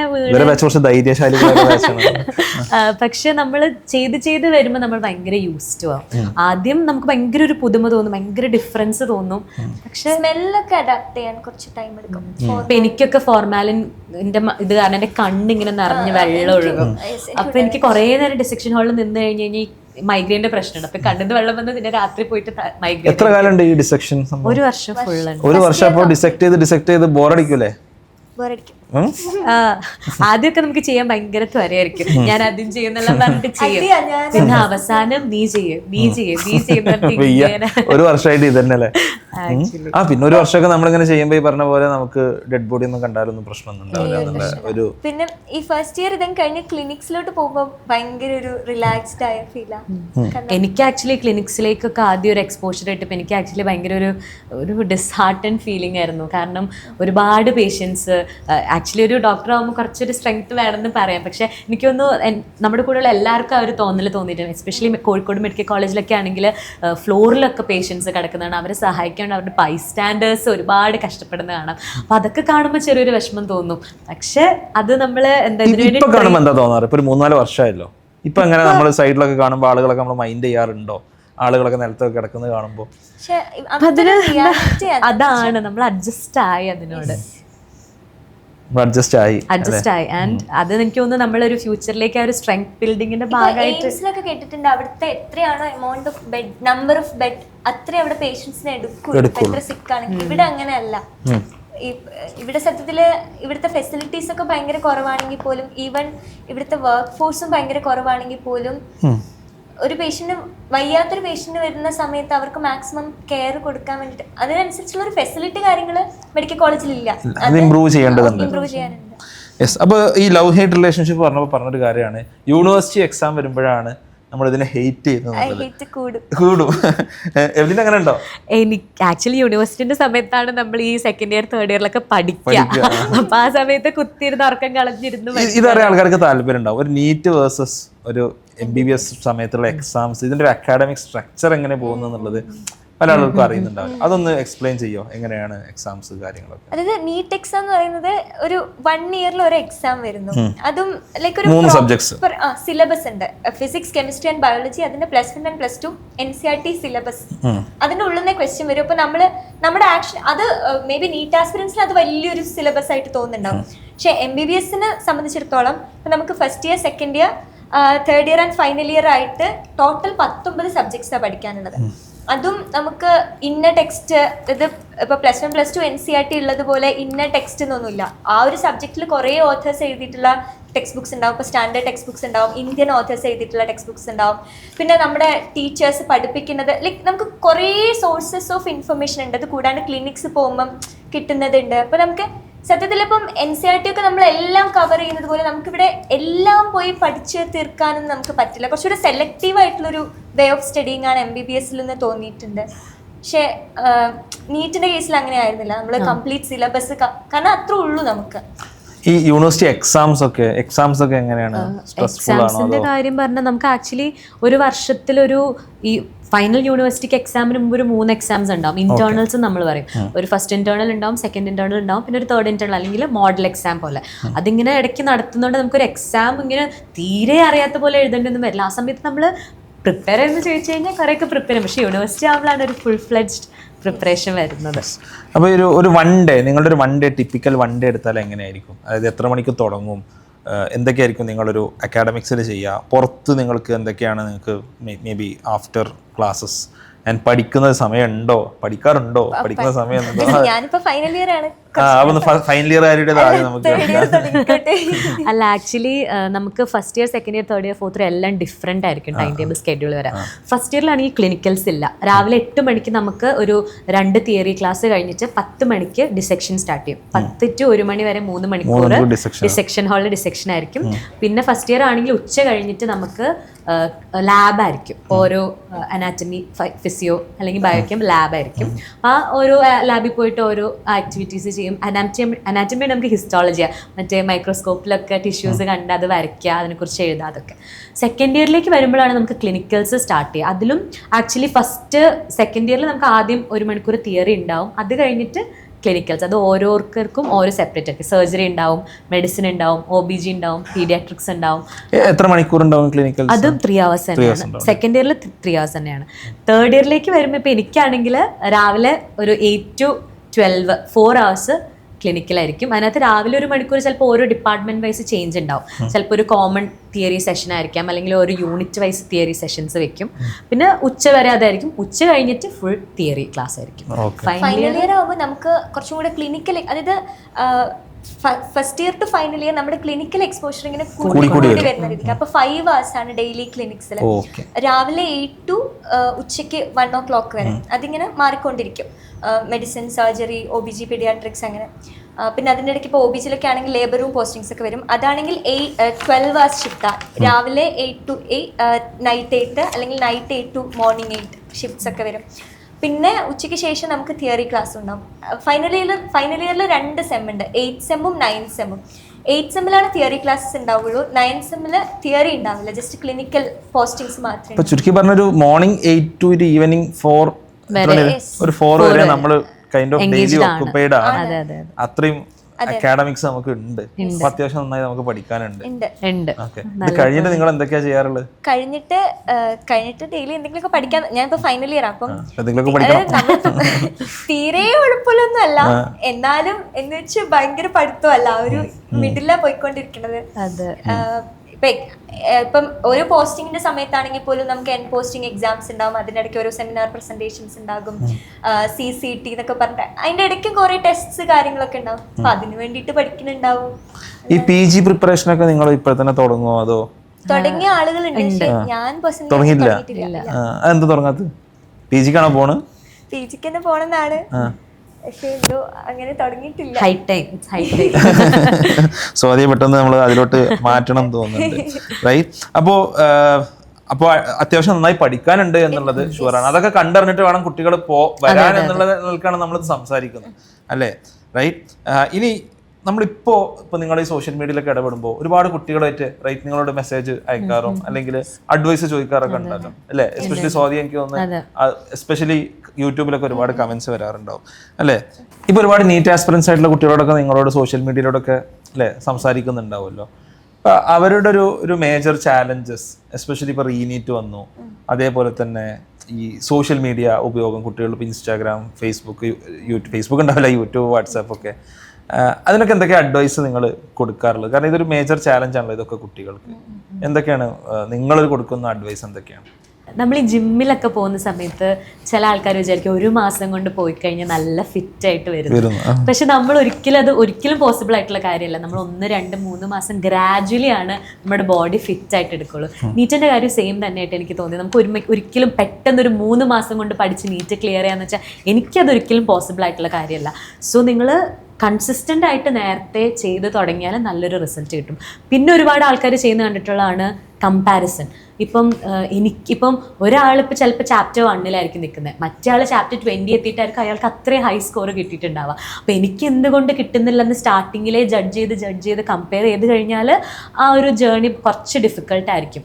സ്വന്തമായിട്ട് ട്രസ്റ്റ് ചെയ്ത് ബിലീവ് ചെയ്ത് പഠിച്ച് കൺസിസ്റ്റൻ്റ് ആയിട്ട് പോവുകയാണെങ്കിൽ നന്നായിട്ട് ചെയ്യാൻ പറ്റുന്നതാണ് വിശ്വസിക്കുന്നത്. പിന്നെ ഈ ഒരു ജേർണിയിൽ എപ്പോഴും എനിക്ക് തോന്നാറുണ്ട്, ഒരു കോമ്പറ്റേറ്റീവ് എക്സാമിന്റെ ജേർണിയിൽ എപ്പോഴും അപ്സ് ആൻഡ് ഡൗൺസ് അല്ലേ സാധാരണ. നിങ്ങൾ എങ്ങനെ അതിനെ ഹാൻഡിൽ ചെയ്തത്? ആ ഹാൻഡിൽ ചെയ്യുന്ന രീതിയും വളരെ ഇമ്പോർട്ടൻ്റ് ആണ്. നമ്മളൊരു ഡൗൺ വരുന്ന സമയത്ത് അപ്പാടെ ഡൗൺ ആയി എന്നെ കൊണ്ട് പറ്റില്ല എന്ന് പറഞ്ഞ് നിന്നാ കംപ്ലീറ്റ് നമ്മുടെ പ്രിപ്പറേഷൻ പോകും. അപ്പം ഇപ്പൊ നമ്മള് കോച്ചിങ് ഇൻസ്റ്റിറ്റ്യൂട്ട്സിലൊക്കെ എക്സാംസ് എഴുതുന്ന സമയത്ത് എപ്പോഴും നമുക്ക് ഹയസ്റ്റ് സ്കോർ തന്നെ കിട്ടണമെന്നില്ല. ചിലപ്പോഴൊക്കെ അത് ഡൗൺ ആവും. അപ്പോൾ ആ ഡൗൺ ആവുന്ന സമയത്ത് ശരിക്കും നമ്മൾ പ്രോപ്പറായിട്ട് റിഫ്ലക്ട് ചെയ്യണം, എന്തുകൊണ്ടാണ് ഡൗൺ ആയത്, എൻ്റെ പ്രിപ്പറേഷനിൽ വന്ന മിസ്റ്റേക്ക് ആണോ, അല്ലെങ്കിൽ ഞാൻ എക്സാം എഴുതുന്ന സ്ട്രാറ്റജീൻ്റെ പ്രശ്നമാണോ. ആ ഒരു സെൽഫ് റിഫ്ലക്ഷൻ ഭയങ്കര ഇമ്പോർട്ടൻ്റ് ആണ്. എന്നിട്ട് അത് നമ്മൾ എന്തൊക്കെയാണോ പ്രശ്നം വന്നത് അത് നമ്മൾ തിരുത്തിയിട്ട് പ്രോപ്പറായിട്ട് ഒരു പ്രസൻസ് ഓഫ് മൈൻഡ് എപ്പോഴും വേണം അല്ലേ. എന്നിട്ട് നമ്മൾ അതിനെ ആ രീതിയിൽ നമ്മൾ അപ്രോച്ച് ചെയ്യണം എന്നുള്ളതാണ്. പിന്നെ ഒരുപാട് സ്റ്റുഡൻസ് എന്നോട് ചോദിക്കുന്ന ഒരു ചോദ്യമാണ്, ഇപ്പോൾ സെൽഫ് സ്റ്റഡി ചെയ്തിട്ടൊക്കെ നമുക്ക് നീറ്റ് പോലത്തെ ഒരു എക്സാം ഒക്കെ കിട്ടുമോ, അല്ലെങ്കിൽ ജെഇ കിട്ടുമോ, എന്താണ് നിങ്ങൾക്ക് തോന്നിയിട്ടുള്ളൊരു കാര്യം? കിട്ടിയ ആളുകൾ ഉണ്ടാവാം, പക്ഷെ അത് ആ ഒരു പ്രപ്പോർഷൻ ഭയങ്കര കുറവാണ്. കാരണം നീറ്റ് എന്നൊക്കെ പറയുന്നത് ഭയങ്കര കോമ്പറ്റേറ്റീവ് ആയിട്ടുള്ളൊരു എക്സാം ആണ്. അപ്പൊ നമ്മളൊരു ഫുൾ ഫ്ലെഡ്ജ്ഡ് ആയിട്ട് അല്ലെങ്കിൽ ഭയങ്കര പാക്ഡ് ആയിട്ടൊരു, ഇപ്പൊ നമ്മൾ 1 year അല്ലെങ്കിൽ 2 year ആണ് പ്രിപ്പയർ ചെയ്യുന്നത് വെച്ചിട്ടുണ്ടെങ്കിൽ പ്രോപ്പറായിട്ട് എക്സാംസ് ഒക്കെ എഴുതി ആ ഒരു റുട്ടീനിൽ പോവേണ്ടത് ഭയങ്കര ഇമ്പോർട്ടൻ്റ് ആണ്. ഇപ്പൊ സെൽഫ് സ്റ്റഡീന്റെ കേസിൽ ചിലപ്പോൾ ഈ ഒരു റുട്ടീൻ ചിലപ്പോൾ ബ്രേക്ക് ആവാനൊക്കെ ചാൻസസ് ഉണ്ട്. പിന്നെ നമ്മൾ എനിക്ക് തോന്നുന്നു ഗൈഡ് ചെയ്യാൻ ഒരാൾ ഉണ്ടാവുന്നത് എപ്പോഴും അല്ലേ പ്രധാനമാണ്. നിങ്ങൾ സ്റ്റുഡൻസിനെ ഇപ്പൊ ഗൈഡ് ചെയ്യാറുണ്ടോ അതോ എങ്ങനെയാണ്? നമ്മളിപ്പം ഞാനിപ്പോ ഒരു സ്ട്രാറ്റജീസ് ഒക്കെ പറഞ്ഞിട്ട് വീഡിയോസ് ഒക്കെ ഇടാറുണ്ട്, അത് വീഡിയോസ് ത്രൂ ഹെൽപ്പ് ചെയ്യാറുണ്ട്. യെസ്. ഇനി കുറച്ച് ക്വസ്റ്റ്യൻസ് മേ ബി നീറ്റ് ആസ്പിറൻസുമായി ബന്ധപ്പെട്ട കുറച്ച് ക്വസ്റ്റ്യൻസ് ഞാൻ ചോദിക്കാം. ഇപ്പോൾ ഡെയിലി എത്ര മണിക്കൂർ പഠിക്കണം? എല്ലാ കുട്ടികളും ചോദിക്കുന്ന ഒരു ചോദ്യം. എന്താ നിങ്ങളുടെ ഒരു perspective? 12 to 14 hours. 12 to 14 hours. എനിക്ക് കൂടുതലും ഹാർഡ് വർക്കിനേക്കാൾ സ്മാർട്ട് വർക്കിൽ വിശ്വസിക്കുന്ന ഒരാളാണ്. ഇപ്പൊ ചില കുട്ടികൾക്ക് ഇപ്പൊ എനിക്കൊക്കെ കുറേ നേരം ഇങ്ങനെ കുത്തിയിരുന്ന് പഠിച്ചു കഴിഞ്ഞാൽ ഭയങ്കര വേസ്റ്റ് ഓഫ് ടൈം ആയിട്ടാണ് തോന്നാറ്. എനിക്കിപ്പോ ഒരു 3 മണിക്കൂർ പ്രൊഡക്റ്റീവായിട്ട് പഠിക്കുന്ന കാര്യം നല്ലതായിട്ട് എനിക്ക് അബ്സോർബ് ചെയ്തെടുക്കാൻ പറ്റുന്നുണ്ടെങ്കിൽ എനിക്ക് അത് കുറച്ച് എഫക്റ്റീവാണ്. ഇപ്പൊ 3 മണിക്കൂർ ഞാൻ പഠിച്ചു, പിന്നെ ഒരു 1 hour ഗ്യാപ്പ് എടുത്താൽ പിന്നെ നെക്സ്റ്റ് 3 hours കുറച്ചും കൂടെ എഫക്റ്റീവായിട്ട് പഠിക്കും. And it's not necessary that നമ്മൾ 12 hours 14 hours പഠിക്കണം എന്ന് എനിക്ക് തോന്നിയിട്ടില്ല. രണ്ട് ഡിഫറെന്റ് പെർസ്പെക്റ്റീവ്സ് ആണ്. എനിക്കും തോന്നിയിട്ടുള്ളത് ഇത് പേഴ്സൺ ടു പേഴ്സൺ ചിലപ്പോൾ വേരി ചെയ്യും. നമ്മുടെ ഒരു റൈറ്റ് മെത്തേഡ് നമ്മൾ കണ്ടെത്തണം എന്നുള്ളതാണ്. മേ ബി എനിക്ക് തോന്നുന്നു സ്വാതിയുടെയും ഇവരുടെയും മെത്തേഡ്സ് ഡിഫറെന്റ് ആയിരുന്നു. ഇത് കാണുന്ന ഒരാളും ബേസിക്കലി ആ ഒരു മെത്തേഡ് അവർക്ക് റൈറ്റ് ആയിട്ടുള്ള ഒരു മെത്തേഡ് ഉണ്ടാവും. ഈ ചില ആൾക്കാർ രാവിലെ എണീറ്റ് പഠിക്കുന്നവരുണ്ട്, രാത്രി ഇരുന്ന് പഠിക്കുന്നവരുണ്ട്. ഞാൻ പേഴ്സണലി രാത്രി ഇരുന്ന് പഠിക്കുന്ന ആള്, എനിക്ക് രാവിലെ ഇരിക്കാറേ പറ്റില്ല. ഞാനിപ്പം നീറ്റിന് വേണ്ടിയിട്ട് റിപ്പീറ്റ് ചെയ്യുന്ന ഒരു കുട്ടി ആ രീതിക്കാണ് പറഞ്ഞത്. ഇപ്പൊ ഒരു സ്കൂളിലൊക്കെ പഠിക്കുന്ന കുട്ടി 12 to 14 hours പഠിക്കുന്നത് നടക്കുകയില്ല. ഐ മീൻ ഇപ്പൊ നീറ്റ് ഒന്നും നോക്കാതെ അല്ലാണ്ട് ബോർഡ്സിന് വേണ്ടിയിട്ട് പഠിക്കുന്ന കുട്ടി. അപ്പോൾ ആ ഒരു മനസ്സിലായി. അതേപോലെ തന്നെ മോക്ക് ടെസ്റ്റുകൾ എത്രത്തോളം പ്രധാനമാണ്? Very important. നീറ്റിന്റെ പ്രിപ്പറേഷനിൽ ഏറ്റവും ഇമ്പോർട്ടൻ്റ് ആയിട്ടുള്ള ഒരു കാര്യം ഞാൻ പറയാം മോക്ക് ടെസ്റ്റ് ആയിരിക്കും. അത് എങ്ങനെയാണ് ഒരു മോക്ക് ടെസ്റ്റിനെ അപ്രോച്ച് ചെയ്യേണ്ടത്? അതൊരു മോക്ക് ടെസ്റ്റിന് മുമ്പും അല്ലെങ്കിൽ ടെസ്റ്റ് കഴിഞ്ഞ് റിസൾട്ട് കിട്ടിയതിന് ശേഷം എന്തൊക്കെയാണ് കുട്ടികൾ ചെയ്യേണ്ടത്? മോക്ക് ടെസ്റ്റിന്റെ മുന്നേ ഒന്നാമത് ഓരോ സബ്ജക്ട്സും അപ്രോച്ച് ചെയ്യേണ്ട രീതി ഡിഫറെൻ്റ് ആണ്. ബയോളജിയുടെ കേസിൽ NCERT നന്നായി വായിക്കുക, അതാണ് ബയോളജിയുടെ കേസിൽ മെയിൻ തിങ്. ഫിസിക്സിന്റെ കേസിൽ ക്വസ്റ്റ്യൻസ് കുറേ പ്രാക്ടീസ് ചെയ്യുക. പിന്നെ കെമിസ്ട്രി ആണെങ്കിൽ ഓർഗാനിക് കെമിസ്ട്രി ഇൻഓർഗാനിക് കെമിസ്ട്രിയും കുറച്ചുകൂടെ ബയോ പോലെ പഠിക്കണം. പിന്നെ ഓർഗാനിക്കും ഫിസിക്കൽ കെമിസ്ട്രിയും ക്വസ്റ്റ്യൻസും ചെയ്യണം ഫിസിക്സ് പോലെ. അങ്ങനെ എക്സാം എഴുതി കഴിഞ്ഞിട്ട് ആ ഒരു എക്സാം എഴുതി മാർക്ക് വന്നു എന്നുള്ളത് കൊണ്ട് ആ ഒരു പ്രോസസ്സ് അവിടെ എൻഡ് ചെയ്യുന്നില്ല. എക്സാം പേപ്പർ അനാലിസിസും വളരെ ഇമ്പോർട്ടൻ്റ് ആയിട്ടുള്ള കാര്യമാണ്. നമുക്ക് തെറ്റിപ്പോയിട്ടുള്ള ഭാഗങ്ങൾ എന്തൊക്കെയാണെന്ന് എനിക്ക് തോന്നുന്നു ഏറ്റവും കൂടുതൽ നമ്മൾ തെറ്റിപ്പോയ കാര്യങ്ങൾ മനസ്സിലാക്കാൻ സഹായിക്കുന്ന ഒരു കാര്യമാണ് മോക്ക് ടെസ്റ്റ്. എവിടെയൊക്കെയാണ് നമ്മൾ വീക്ക്, എവിടെയൊക്കെയാണ് കൂടുതൽ സ്ട്രെങ്തൻ ചെയ്യേണ്ടത്.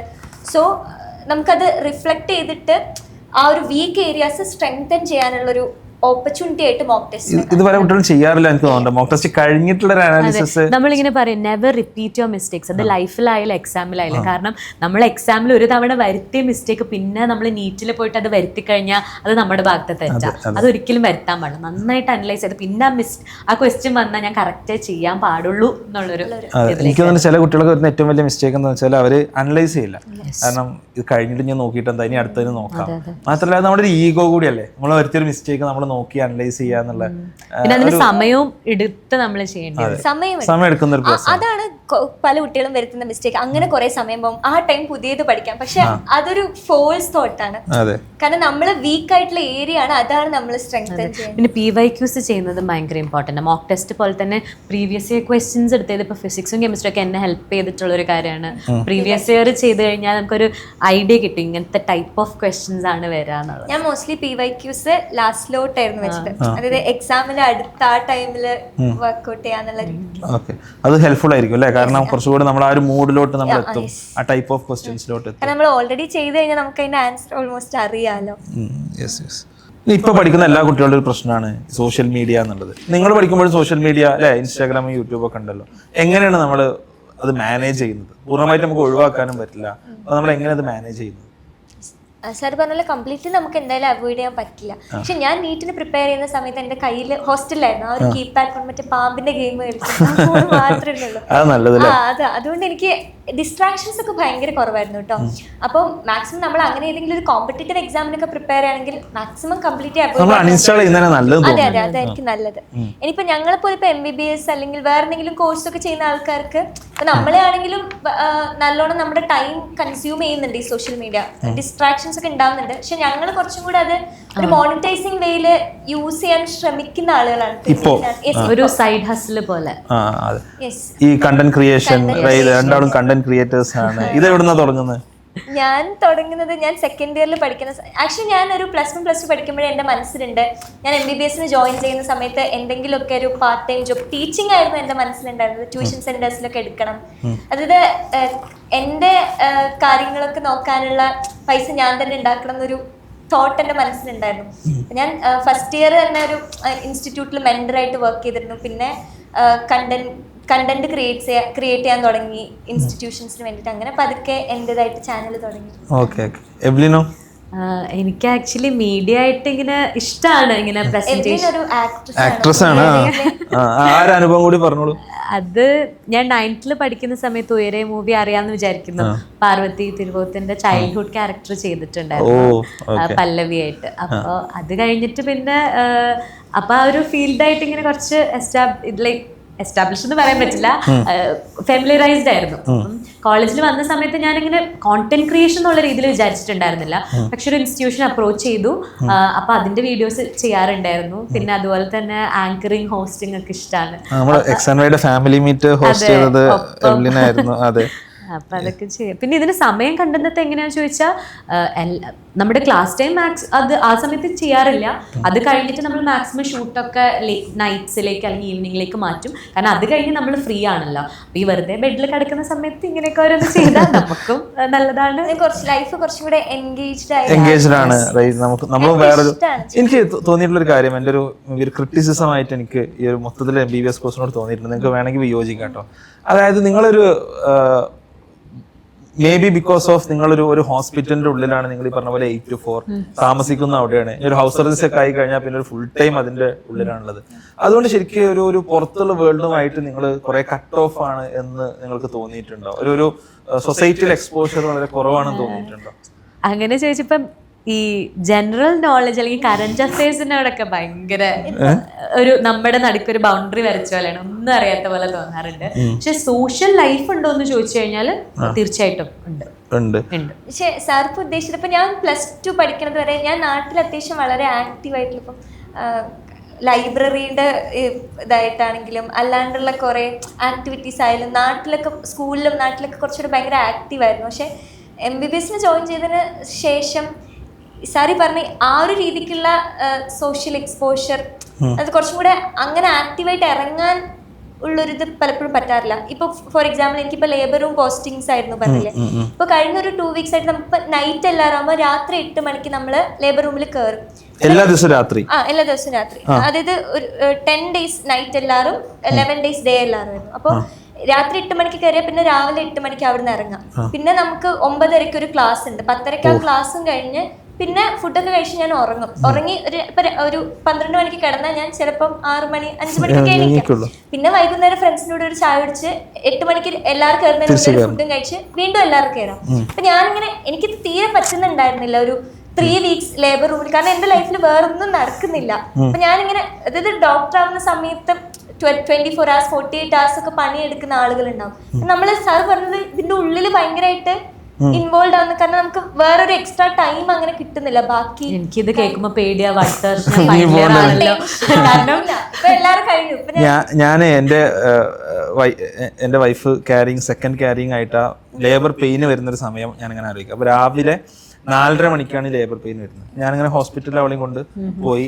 രാവിലെ 4:30 മണിയാണ്. അപ്പോൾ അവിടെ നഴ്സിനോട് ചോദിച്ചു, നമ്മൾ കൺസൾട്ട് ചെയ്ത ഡോക്ടർ വരൂലേ എന്ന് ചോദിച്ചു. കാരണം നമുക്കൊരു കൺസേൺ ആണല്ലോ അല്ലെ, നമുക്കൊരു പേടിയാണ് വൈഫ് ലേബർ റൂമിൽ കയറുമ്പോൾ. അപ്പോൾ നേഴ്സ് പറഞ്ഞു, ഡോക്ടർ ഒരു ഡെലിവറി എടുത്ത് വീട്ടിൽ പോയിട്ട് 10 മിനിറ്റ് ആയിട്ടുള്ളൂ എന്ന് പറഞ്ഞു. അത് രാവിലെ 4:30 സമയത്താണ്. അപ്പൊ ഞാനൊന്ന് ശരിക്കൊന്ന് ഞെട്ടി. ഇനി ഡോക്ടറായിട്ട് ഉറങ്ങിപ്പോയി വരില്ല, അല്ലെങ്കിൽ ഇപ്പൊ പോയ ഡോക്ടറെ നമ്മൾ എങ്ങനെയാണ് വിളിക്കുക? പക്ഷെ 10 മിനിറ്റ് കഴിഞ്ഞപ്പോൾ മാഡ് അവിടെ എത്തി, റൈറ്റ്? അപ്പോൾ മേ ബി നമ്മൾ ഈ MBBS എടുക്കുമ്പോൾ മേ ബി ഇത് കാണുന്ന ആൾക്കാർ റിയലൈസ് ചെയ്യേണ്ട ഒരു കാര്യം നമ്മുടെ ലൈഫ് സ്റ്റൈൽ കൂടിയാണ് അഡോപ്റ്റ് ചെയ്യുന്നത്. എസ്പെഷ്യലി വല്ല ഗൈനക്കോളജി ഒക്കെ എടുത്തു കഴിഞ്ഞാൽ ഈ ലേബർ റൂം ഒക്കെ പറഞ്ഞാൽ നമ്മൾ ആരെങ്കിലും രാത്രി 12 മണിക്ക് പ്രസവിക്കാൻ വന്നാൽ നിങ്ങൾ രാവിലെ 9 മണിക്ക് വരുമെന്ന് പറയാൻ പറ്റില്ലല്ലോ. അതെന്താണ്? അപ്പോ അങ്ങനെ ഒരു ലൈഫ് സ്റ്റൈൽ കൂടിയാണ് അഡാപ്റ്റ് ചെയ്യുന്നത് എന്നുള്ള ഒരു ഉത്തമ ബോധ്യം നിങ്ങൾക്ക് അത് എടുക്കുമ്പോൾ ശരിക്കും ഉണ്ടായിരുന്നോ എന്നുള്ളത് എനിക്ക് അറിയാൻ താല്പര്യം. ആക്ച്വലി സിനിമയിലൊക്കെ കണ്ടിട്ട് അറിയായിരുന്നു രാത്രി കോൾസ് വരും, അല്ലെങ്കിൽ കുറച്ച് ഡിഫിക്കൽട്ട് ആണ്, എമർജൻസീസ് വന്ന് ഹാൻഡിൽ ചെയ്യാനുള്ള ഒരു ധൈര്യം വേണമെന്നൊക്കെ സിനിമയിൽ കണ്ടിട്ട് അറിയായിരുന്നു. എപ്പോഴെങ്കിലും ഒരു മിസ്റ്റേക്ക് ഒക്കെ പറ്റിയാൽ എന്താവും പേടി തോന്നാറുണ്ടാവും? അതിപ്പോഴും പേടിയുണ്ട്. നമ്മൾ ഇതുവരെ ഒരാൾ ട്രീറ്റ് ചെയ്ത് അല്ലെങ്കിൽ ഒരു സർജറി ചെയ്ത് തുടങ്ങിയിട്ടില്ല, പക്ഷെ എന്നാലും ഈവൻ നമ്മൾ ഈ പറഞ്ഞ അസിസ്റ്റ് ഒക്കെ ചെയ്യുമ്പോൾ നമുക്ക് പേടിയാണ്, എന്തെങ്കിലും ഒന്ന് ആ സൂചി ഉള്ളിലേക്ക് കയറി പോവോ അല്ലെങ്കിൽ എടുക്കുന്നത് ശരിയായിട്ടാണോ. പക്ഷെ നമ്മുടെ ആ ഒരു കൺസേൺ PGസിന്റെ അടുത്തൊക്കെ പറയുന്ന സമയത്ത് നമ്മൾ അങ്ങനെ പഠിക്കുള്ളൂ. ലൈക്ക് നമ്മൾ അപ്പാട് പോയിട്ട് ചെയ്യില്ല, നമ്മളെ ആദ്യം അസിസ്റ്റ് ചെയ്ത് പഠിക്കും. ദെൻ നമ്മളെ എപ്പോഴാണ് നമ്മുടെ സീനിയർ ആയിട്ടുള്ള ഒരാള് നമുക്ക് ഡൗട്ട് ചോദിക്കാനും ഒക്കെ കൂടെ ഉണ്ടാവും. അപ്പൊ ആ ഒരു രീതിക്ക് ആ ഒരു പ്രോസസ്സിൽ ഓക്കെ ആവുമായിരിക്കും. ഇനി ഞാൻ ക്വിക്കായിട്ട് കുറച്ച് ക്വസ്റ്റ്യൻസ് ചോദിക്കാം, വളരെ ക്വിക്കായിട്ട്, റാപ്പിഡ് ഫയർ ആയിക്കോട്ടെ, പെട്ടെന്ന് മറുപടി പറയണം. ഓക്കെ, അപ്പൊ ഫസ്റ്റ് എനിക്ക് വന്ന് ഫസ്റ്റ് സ്വാതിയോടും പിന്നെ അങ്ങനെ സീനിയേഴ്സ് ഫസ്റ്റ്. നമുക്ക് വേണമെങ്കിൽ ഇടയിൽ വെച്ച് നമുക്ക് റിവേഴ്സ് ചെയ്യാം. Okay, hostel or home? Hostel. Home. അതെന്താ? കാരണം എനിക്ക് എന്റെ വീട് ഭയങ്കര ഇഷ്ടമാണ്. Okay, studying in the morning or night? Night. എന്താ ഇത് മാറിയതാണോ അത് ആദ്യം മുതലേ എങ്ങനെയാണ്? മാറിയതാ. പണ്ട് റിപ്പീറ്റ് ചെയ്യുന്ന സമയത്ത് മോർണിംഗ് ആയിരുന്നു. ഇവിടെ വന്നപ്പോ ഞാൻ 8 മണിയുടെ ക്ലാസ്സിന് എല്ലാവരും കോളേജിലെത്തുമ്പോ അങ്ങനെ ആവും തോന്നുന്നു. ഞാൻ പണ്ട് നൈറ്റ് ഈസി ആയിരുന്നു. ഇനി ഒരു +2 എൻട്രൻസ് എഴുതാൻ പോവാണെങ്കിൽ നീറ്റ് എഴുതോ അതോ വേറെ എന്തെങ്കിലും എഴുതോ? വേറെ എന്തെങ്കിലും. എന്താ റീസൺ? വേറെ ലൈഫ് എങ്ങനെയാണെന്ന് ഒന്ന് എക്സ്പ്ലോർ ചെയ്യാൻ വേണ്ടി. എന്തായിരിക്കും, ഏത് കോഴ്സ് എടുക്കും? എനിക്ക് തോന്നുന്നു ഞാൻ എഞ്ചിനീയറിംഗ് JEE നോക്കാം. എന്ത് എഞ്ചിനീയറാ? എന്ത് എഞ്ചിനീയറിംഗ് ചോദിച്ചാ സിവിൽ എഞ്ചിനീയറിംഗ് വേണം. പാലുണ്ടാക്കുക, വീടുണ്ടാക്കുക, വരയ്ക്കാൻ ഇഷ്ടമാണ്. Okay. Evelyn, MBBS again or any other different course? എനിക്ക് ഇത് ആക്ച്വലി ഇപ്പൊ ഇഷ്ടമാണ്. ഇതെടുത്താൽ കൊള്ളാമെന്നുണ്ട്. ഇല്ലെങ്കിൽ എനിക്ക് പണ്ടിങ്ങനെ ഈ IAS ഓഫീസർ IPS ഓഫീസർ ഒക്കെ ഒരു ഇതായിട്ട് ഇങ്ങനെ കണ്ടിട്ടുണ്ട്. അപ്പൊ UPSC ഒന്ന് എഴുതി നോക്കിയാൽ കൊള്ളാം. അതിപ്പോഴും പോവാലോ? അതിപ്പോഴും പോവാം, പക്ഷെ ഇനിയിപ്പോ പോവില്ലല്ലോ. ഇപ്പം പോവില്ല? ഇല്ല, ഇനി പോവില്ല. അതെന്തുകൊണ്ടാ പോവാത്ത? ഒരുപാട് ഡോക്ടേഴ്സ് ഇല്ലേ സിവിൽ സർവീസിലോട്ട് പോയേ? ഉണ്ട്, പക്ഷെ എനിക്ക് ഇതുവരെ അങ്ങനെ പോണെന്ന് തോന്നിയിട്ടില്ല. ഇപ്പൊ സാറ് ചോദിച്ചിട്ട് പോയി നോക്കിയാലോ. ഒരു IPS IAS ഒക്കെ എടുക്കുന്നത്. Favourite subject? ബയോളജി. MBBS-ലാണോ? ഫിസിക്സ്. MBBS-ലാണെങ്കിൽ എനിക്കൊന്ന് ഞങ്ങൾ ഭയങ്കര ഡിഫറെന്റ് ആണ്. MBBS-ലാണെങ്കിൽ ഇഷ്ടമല്ല. അല്ലല്ല, പഠിക്കാൻ ഒഫ്താലാണ് ഇഷ്ടം, പക്ഷെ അല്ലാണ്ട് മെഡിസിൻ ഇഷ്ടമാണ്. അയ്യോ, അങ്ങനെ ഞാൻ ഇതുവരെ ചിന്തിച്ചിട്ടില്ലല്ലോ. അങ്ങനെ ഇഷ്ടമുള്ള സബ്ജക്റ്റ് ഇല്ല. എനിക്ക് ആക്ച്വലി സർജറി സബ്ജക്റ്റ് പഠിക്കാൻ നല്ല ഇഷ്ടമായിട്ട് തോന്നിയിട്ടുണ്ട്. ഓക്കെ, ഒരു ഫേവറേറ്റ് ഡോക്ടർ ആരാണ് നിങ്ങൾ കണ്ടിട്ടുള്ള ഏറ്റവും ബെസ്റ്റ് ഡോക്ടർ? പീഡിയാട്രിക്സിന്റെ HOD ഉണ്ട്, ഡോക്ടർ മോഹൻദാസ് സർ. എന്താ സാറിനെ കുറിച്ച് അങ്ങനെ പറയാനുള്ള റീസൺ? സാറിനെ കുറിച്ച് ഞാൻ ആദ്യമായിട്ട് സെക്കൻഡ് ഇയറിൽ ആദ്യമായിട്ട് നമുക്ക് ക്ലിനിക്കൽ പോസ്റ്റിംഗ്സ് തുടങ്ങുന്നത്. എനിക്ക് ആദ്യത്തെ പോസ്റ്റിംഗ് പീഡിയാട്രിക്സിലായിരുന്നു, അത് മോഹൻദാസ് സാറിന്റെ യൂണിറ്റിലായിരുന്നു. എനിക്കെന്താ ഞാൻ കണ്ടതിൽ വെച്ച് ഏറ്റവും ഫൈനസ്റ്റ് ആയിട്ടുള്ളൊരു ഡോക്ടറാണ് മോഹൻദാസ് സാർ. എനിക്ക് ഭയങ്കര റെസ്പെക്റ്റാണ് സാറിൻ്റെ അടുത്ത്. പേഷ്യൻസിൻ്റെ അടുത്ത് ഇടപഴകുന്ന രീതിയാണെങ്കിലും ഞങ്ങൾ കുട്ടികളുടെ അടുത്ത് ഇടപഴകുന്ന രീതിയാണെങ്കിലും ഞങ്ങളെ എപ്പോഴും നാളത്തെ ഡോക്ടേഴ്സിന് കൺസിഡർ ചെയ്യുന്ന ഒരാളാണ്. അതായത് ഇപ്പം ചില പ്രൊഫസേഴ്സൊക്കെ ഉണ്ട് നമുക്ക്, അതായത് ഞങ്ങളെ അത്ര കൺസിഡറേറ്റ് ആയിട്ട് നോക്കിക്കാണാത്ത ആളുകൾ. പക്ഷേ സാറ് നാളത്തെ ഒരു തലമുറയുടെ ട്രീറ്റ് ചെയ്യേണ്ട ആളുകൾ ഞങ്ങൾ, അപ്പം അവർക്കുള്ള നോളജ് ഞങ്ങൾക്ക് തരണമെന്ന് വിശ്വസിക്കുന്ന ഒരാളാണ്. അപ്പം എനിക്ക് ഭയങ്കര ഇഷ്ടം സാർ. ഞാൻ 3 പേരുടെ പേര് പറഞ്ഞോട്ടെ. എനിക്ക് ആക്ച്വലി ഞാൻ പണ്ട് പറഞ്ഞില്ല, എനിക്ക് പണ്ട് ഗംഗാധരൻ സാറിന്റെ ഇങ്ങനെ ഓങ്കോളജിസ്റ്റ് സാറ് ഭയങ്കര ഇൻസ്പിറേഷൻ ആയിട്ട് തോന്നിയിട്ടുണ്ട്. പക്ഷെ ഞാൻ സാറിന്റെ അടുത്ത് ഇതുവരെ നേരിട്ട് എനിക്ക് സംസാരിക്കാനോ കാണാനോ ചാൻസ് കിട്ടിയിട്ടില്ല. പക്ഷെ after coming to this college എനിക്ക് ഡോക്ടർ സന്ധ്യ എന്ന് പറഞ്ഞിട്ട് ഒഫ്താലിലൊരു മാം ഉണ്ട്. Ma'am the way she treats അല്ലെങ്കിൽ ടോക്സ് ടു പീപ്പിൾ എന്നെ ഭയങ്കര ആ ഒരു എംപത്തൈസ് ചെയ്ത് സംസാരിക്കുന്നത് എനിക്ക് ഭയങ്കര ഇതായിട്ട്. കാരണം പേഷ്യൻസിന് അവർക്ക് വേണ്ട റെസ്പെക്റ്റും കാര്യങ്ങളും കൊടുത്ത് സംസാരിക്കുന്നത്. പിന്നെ ഈവൻ നോളജ് വൈസ് ആണെങ്കിലും ഷീ ഈസ് വെരി ഗുഡ്. പിന്നെ ഈയിടെ എനിക്ക് എലക്ടീവ് പോസ്റ്റിംഗ് ഓങ്കോ സർജറിയിൽ ഉണ്ടായിരുന്നു. അവിടെ ഡോക്ടർ ശ്രീകാന്ത് എന്ന് പറഞ്ഞിട്ടൊരു സാർ ഉണ്ടായിരുന്നു. ഹീസ് ഓൾസോ വെരി ഇൻസ്പിറേറ്റീവ് ആയിട്ട് തോന്നിയിട്ടുണ്ട്. കാരണം സ്കിൽ വൈസ് ആണെങ്കിലും ഇങ്ങനെ സട്ടിലായിട്ട് നമ്മളിങ്ങനെ വെറുതെ സംസാരിക്കുന്നതിൻ്റെ ഇടയ്ക്ക് ഇങ്ങനെ കുറേ നോളജ് ഇങ്ങനെ പകർന്നു വരില്ലേ. അപ്പൊ ഞാനിങ്ങനെ വണ്ടർ അടിച്ചു പോയിട്ടുണ്ട്, സാർ എങ്ങനെ ഇങ്ങനെ പറയാൻ പറ്റും. പക്ഷെ അത് സാർ ഇങ്ങനെ എനിക്ക് ഭയങ്കര അറിവുണ്ട് അങ്ങനെയല്ല, സംസാരിക്കുന്നത് എക്സ്പീരിയൻസിലൂടെ കിട്ടുന്ന നമ്മൾ കുറെ പ്രൊഫസേഴ്സിനൊക്കെ ഞാൻ ഐ.ടിയിലൊക്കെ പഠിക്കുന്ന സമയത്ത് ചില പ്രൊഫസേഴ്സിനെ കണ്ടിട്ട് ഒരേ കൺസെപ്റ്റ് അവർക്കൊരു 10 രീതിയിൽ ചിലപ്പോൾ എക്സ്പ്ലെയിൻ ചെയ്യാൻ പറ്റും. ഇത് നമുക്ക് മനസ്സിലായില്ലെങ്കിൽ വേറെ രീതിയിൽ നമ്മൾ വിചാരിക്കാത്തൊരു ആംഗിളിൽ പല കാര്യങ്ങൾ അവരിങ്ങനെ പറഞ്ഞുകൊണ്ടേയിരിക്കും. അവരുടെ നോളജ് അത്ര ഉണ്ടാവും. അത് അവരതിനെ ബോസ്റ്റ് ചെയ്യുന്നല്ല, പക്ഷെ അവർക്ക് വളരെ നാച്ചുറൽ ആയിട്ട് ക്ലിയർ ആയിട്ട് ഈ ഒരു സംഭവം വരുന്ന അങ്ങനത്തെ ഒരുപാട് ആളുകളെ കണ്ടിട്ടുണ്ട്. അതൊരു എക്സ്പീരിയൻസിന്റെ വെൽത്ത് നിന്ന് ഉണ്ടാവുന്ന ഒരു സംഭവം തോന്നിയിട്ടുണ്ട്. Okay, 1 word about NEET. Very competitive. Very competitive. ഒരു എക്സ്പീരിയൻസ് ആണ്.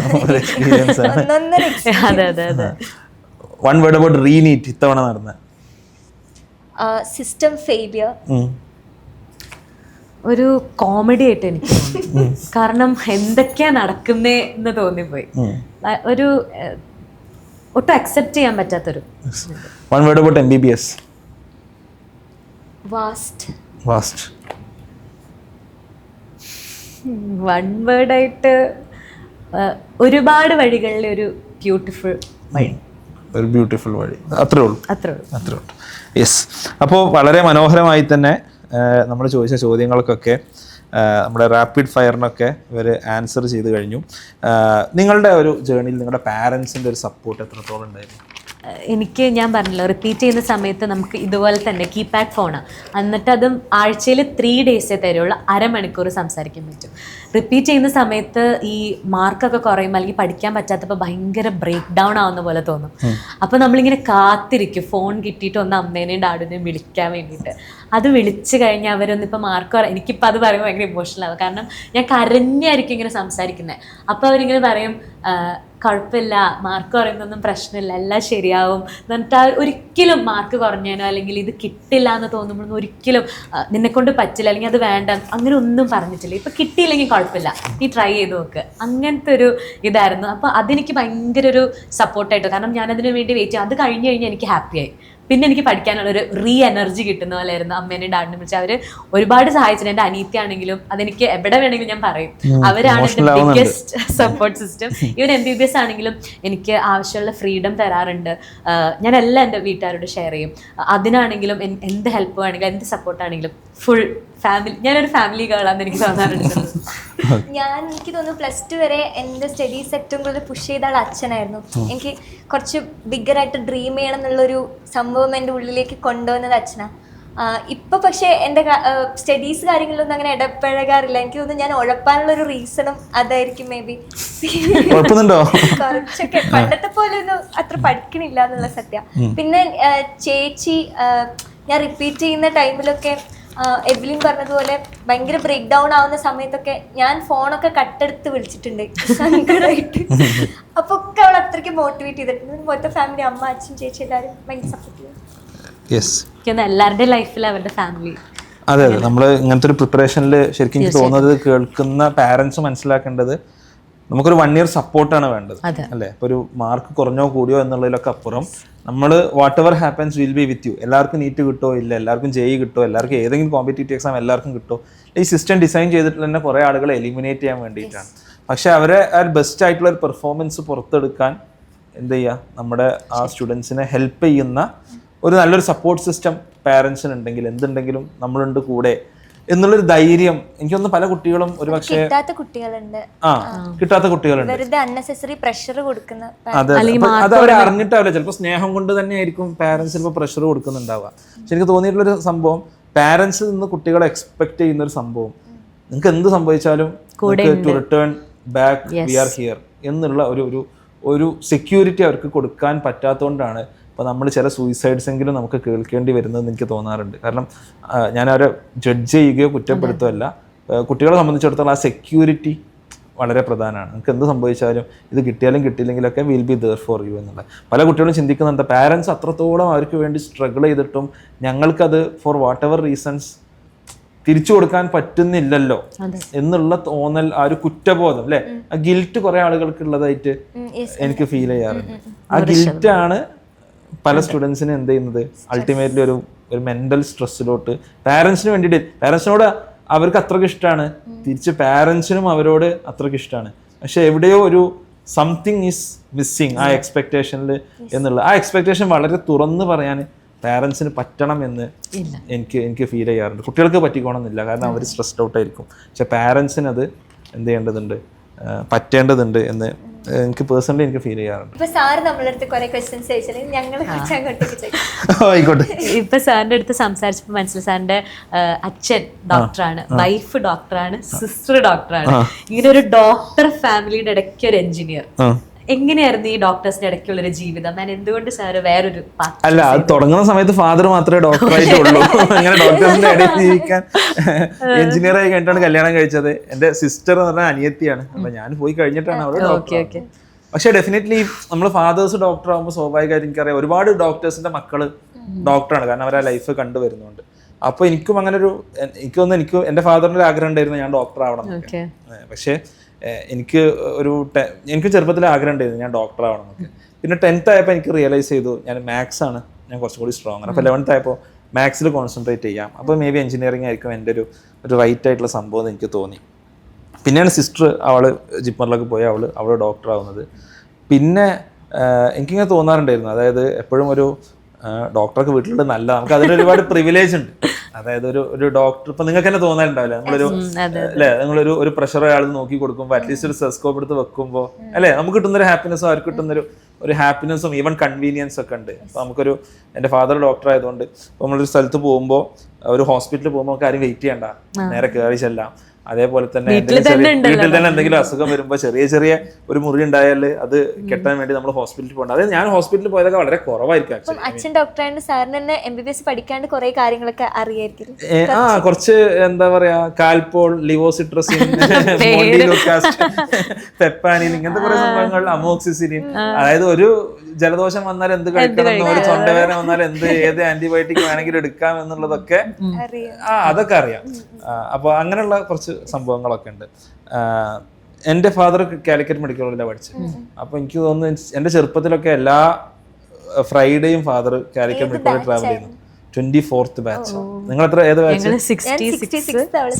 42 ഇയേഴ്സ് ബാക്ക്.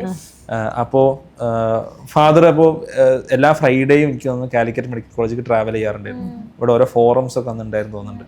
ഓരോ ഡോക്ടേഴ്സും ഇപ്പോഴും നിങ്ങളെ പഠിപ്പിച്ചുകൊണ്ടിരിക്കുന്ന അല്ലെങ്കിൽ നിങ്ങളുടെ മുൻപത്തെ ബാച്ചുകളൊക്കെ പഠിപ്പിച്ച പല ആൾക്കാരും ഫാദറിന്റെ ഫ്രണ്ട്സ് അല്ലെങ്കിൽ അവരുടെ ക്ലാസ്മേറ്റ്സ് ഒക്കെ ആയിട്ടുള്ള ആൾക്കാർ. അപ്പോൾ അവരായിട്ടൊക്കെ ഭയങ്കര കണക്ഷൻ ആയിരുന്നു. അപ്പോൾ ഞാനും ഇടയ്ക്ക് എന്നൊക്കെ കൊണ്ടുപോകും. അപ്പോൾ എനിക്ക് അങ്ങനെ ഒരു മെഡിക്കൽ ഫീൽഡുമായിട്ട് പണ്ടേ കണക്ഷനാണ്. അപ്പോൾ ഇപ്പൊ പിന്നെ അത് ശേഷം കല്യാണം കഴിച്ച് പറഞ്ഞ പോലെ ഡോക്ടറാണ്.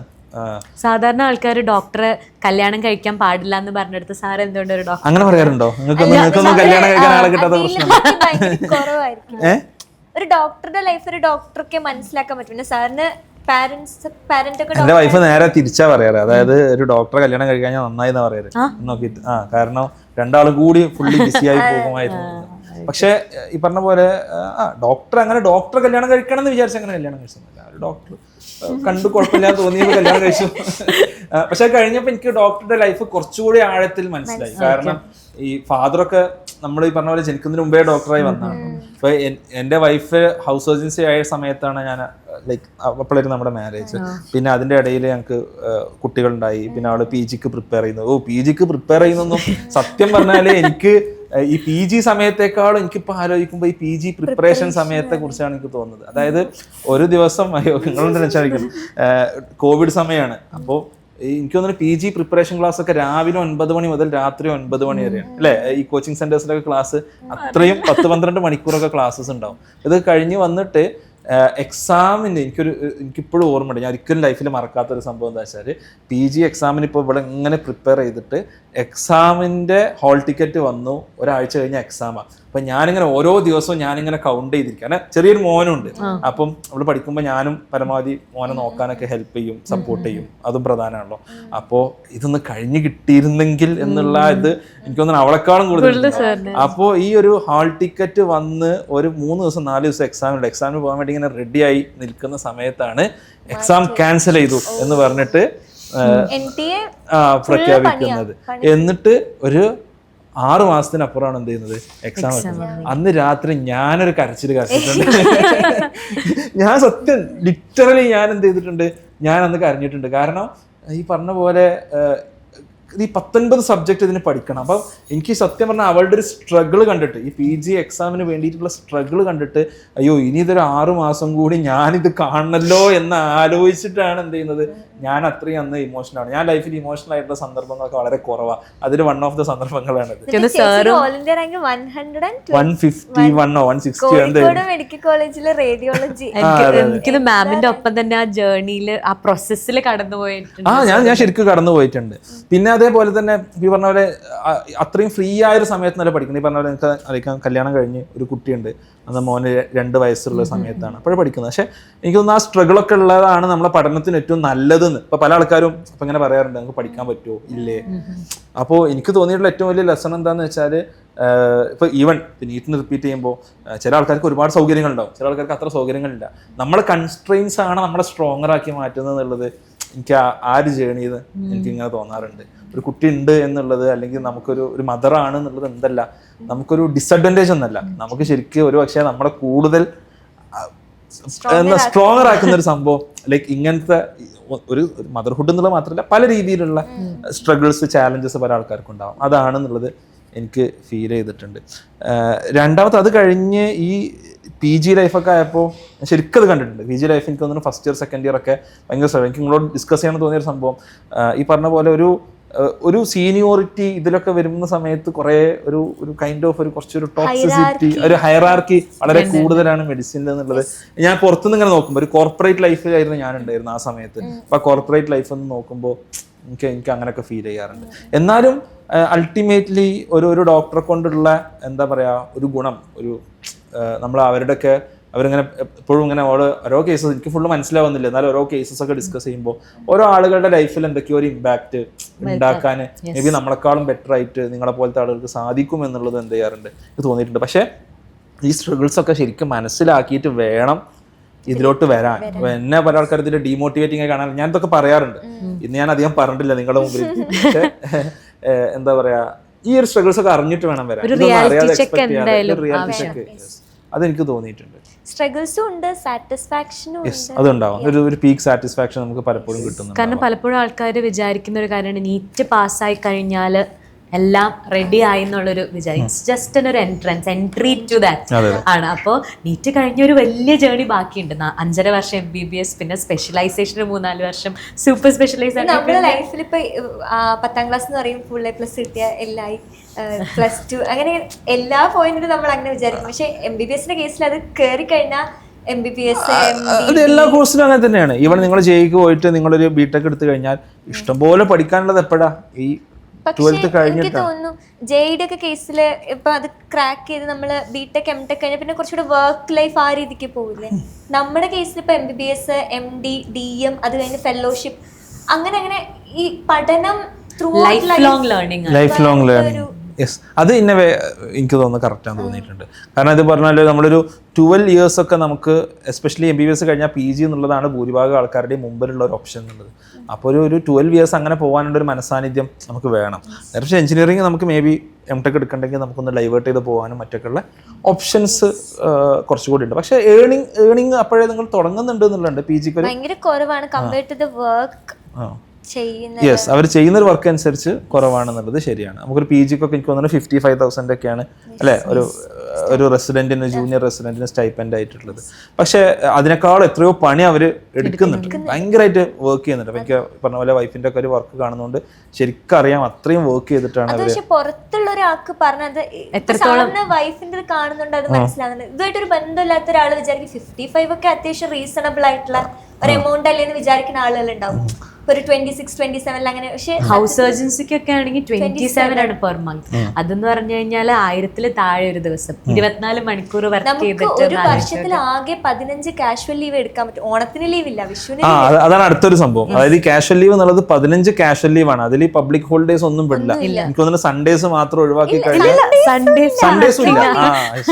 ഹൗസ് സർജൻസിൽ സൺഡേസ് ഇല്ല. അതായത് ഒരു കൊല്ലം 365 ദിവസത്തിൽ 350 ദിവസം നിങ്ങൾ വർക്ക് ചെയ്യണം എന്ന് ഡിമാൻഡ് ചെയ്യുന്നത് എന്താ പറയാ, അതും സാധാരണ ഇപ്പൊ ഒരു ഫിക്സഡ് വർക്കേഴ്സ് അല്ല. ഇപ്പൊ എനിക്ക് തോന്നുന്നു ഓർത്തോഡൊക്കെ കേസിൽ ഞങ്ങൾ ഹൗസ് സർജൻസിന്റെ അടുത്തൊക്കെ ചോദിക്കുമ്പോൾ കണ്ടിന്യൂസ് 48 hours ഒക്കെ പണിയെടുത്ത ഹൗസ് സർജൻസ് ഉണ്ട്. സർജറി പോസ്റ്റിങ്സ് ആണെങ്കിലും ഇപ്പൊ ആകെ കുറച്ച് നമുക്ക് ഒരു റിലാക്സ് ചെയ്യാൻ പറ്റുന്ന പോസ്റ്റിങ്സ് കമ്മ്യൂണിറ്റി മെഡിസിൻ അങ്ങനത്തെ പോസ്റ്റിങ്സ് ഒക്കെ. ഈ സർജറി, മെഡിസിൻ, ഓർത്തോ ഇങ്ങനത്തെ ഇപ്പൊ ലേബർ റൂം ആണെങ്കിലും നമ്മൾ കുറെ ടൈം അതിൽ തന്നെ ദിവസം ചോദിച്ചാൽ പോലും അറിയില്ല മൺഡേ ആണോ ട്യൂസ്ഡേ ആണോ അവരെന്നെ ഫോൺ എടുത്ത് നോക്കണ്ട. അവർ അത്രയും അതിലേക്ക് ഇങ്ങനെ ഇൻവോൾവ് ആയിട്ടാണ്. അതാണ് ഞാൻ നേരത്തെ പറഞ്ഞ പോലെ നമ്മൾ ഈ ഒരു കംപ്ലീറ്റ് ഒരു എക്സ്ക്ലൂഡ് ആണ്, നമ്മളെ ലൈഫ് തന്നെ അതായി മാറുന്നത്. അത് വലിയൊരു സാക്രിഫൈസ് ആണ്, ഡോക്ടേഴ്സ് ചെയ്യുന്ന വലിയൊരു സാക്രിഫൈസ് ആണ്. അതിനനുസരിച്ചുള്ള ഒരു ശമ്പളമൊന്നും നമ്മൾ ആക്ച്വലി ഗവൺമെന്റ് സെക്ടറിലുള്ള ഒരു ജൂനിയർ റെസിഡൻസോ അല്ലെങ്കിൽ ഹൗസ് സർജൻസ് ആയിട്ടുള്ള ആൾക്കാർക്കും നമ്മൾ കൊടുക്കാറില്ല. ആ വിലയും നമ്മൾ അവർക്ക് ശമ്പളത്തിനേക്കാൾ ഏറ്റവും അതാണ്. ഒന്ന് ഈയിടെ സാറ് കണ്ടിട്ടുണ്ടാവും അറിയില്ല, 2 ഹൗസ് സർജൻസ് ഡ്യൂട്ടിയുടെ ഇടയ്ക്ക് പേഷ്യന്റ് ഇല്ലാത്തതിന്റെ തല ചായ്ച്ച് കിടക്കുന്നതിന്റെ ഫോട്ടോ അപ്പൊ തന്നെ മീഡിയ എടുത്ത് പബ്ലിസൈസ് ചെയ്ത് അവർ പറയുന്നത് വർക്ക് ചെയ്യാതെ ഉറങ്ങുന്നുണ്ട്. എത്രത്തോളം വർക്ക് ചെയ്യുന്നുണ്ട്, അതിനുള്ള ശമ്പളം വിട്ടുകളി. ഈ ഒരു മാനസിക പരിഗണന കാണുന്ന ആൾക്കാർ മനസ്സിലാക്കേണ്ട ഒരു കാര്യം എന്താണെന്ന് വെച്ചാൽ, ഡോക്ടേഴ്സിന്റെ വർക്ക് 24 hours വരെ ഡ്യൂട്ടി എടുത്ത് കഴിഞ്ഞാൽ ഒരു PGs ഒക്കെ 24 hours ഡ്യൂട്ടി എന്ന് പറഞ്ഞാൽ ലിറ്ററലി 24 hours ആണ്. മോർണിംഗ് 8 hours, മോർണിംഗ് 8 to പിറ്റേന്ന് രാവിലെ 8 മണി വരെ വർക്ക് ചെയ്യണം. എന്നിട്ട് അടുത്ത ദിവസം 2 മണിക്കൂർ മേ ബി ഒന്ന് കുളിച്ച് ഭക്ഷണം കഴിച്ച് 10 മണി മുതൽ കുളിക്കാതെ ഒരു 10 മണി മുതൽ വീണ്ടും വൈകിട്ട് ഒരു 6 മണി 8 മണി വരെ വീണ്ടും വർക്ക് ചെയ്യണം. ഇതൊക്കെ ഇവർക്ക് വളരെ കോമൺ ആണ്. അതിനിടയിൽ ഫുഡ് പോലും കഴിക്കാത്ത ആളുകൾ നമ്മൾ ഡീമോട്ടിവേറ്റ് ചെയ്യുന്നുണ്ട് ആൾക്കാരെ. റിയാലിറ്റി മാത്രമാണ്. ഇതൊക്കെ ഫേസ് ചെയ്യാൻ തയ്യാറായിട്ട് പലരും ഈ റിയാലിറ്റി അറിയാതെ നീറ്റിന് പ്രിപ്പയർ ചെയ്യാൻ തുടങ്ങി. വൺസ് പ്രിപ്പറേഷൻ സ്റ്റാർട്ട് ചെയ്ത പിന്നെ ആ ലൂപ്പിൽ അങ്ങ് പെട്ടുപോകും. പക്ഷെ നമ്മള് റിയാലിറ്റി എന്താന്ന് അറിഞ്ഞ് തന്നെ പ്രിപ്പറേഷൻ തുടങ്ങിയാൽ മതി. ഒരു ബെഡ് ഓഫ് റോസസ് ആണെന്ന് വിചാരിച്ച് ബെഡ് ഓഫ് തോൺസ് ആണ് കാര്യമായിട്ടുള്ളത്. ഇടയ്ക്ക് റോസസ് രണ്ടും ഉണ്ട്. പിന്നെ നമ്മളത് എങ്ങനെ ഹാൻഡിൽ ചെയ്യുന്നതനുസരിച്ച് നമ്മൾ തന്നെ ഓരോ കോപ്പിംഗ് മെക്കാനിസംസ് കണ്ടുപിടിച്ചാൽ നല്ലതായിരിക്കും. മെന്റൽ ഹെൽത്തിനെ ഒന്ന് റീ എനർജൈസ് ചെയ്യാനും ഒക്കെ. അല്ലാതെ ഫുൾ ഇത് തന്നെ ആയിട്ടും ജീവിക്കുന്നത് അവരെ തന്നെ ബേൺ ഔട്ട് ചെയ്യുള്ളൂ. ഇതാണ് എന്നോട് ചോദിച്ചാലുള്ള പ്രശ്നം. നമ്മൾ കുറെ ഡീമോട്ടിവേറ്റിംഗ് സംഭവങ്ങളിലോട്ട് നമ്മൾ പോകും. ലാസ്റ്റ് ക്വസ്റ്റ്യൻ, ഇതോടുകൂടി നിങ്ങളെ വെറുതെ വിടാൻ പോകാം.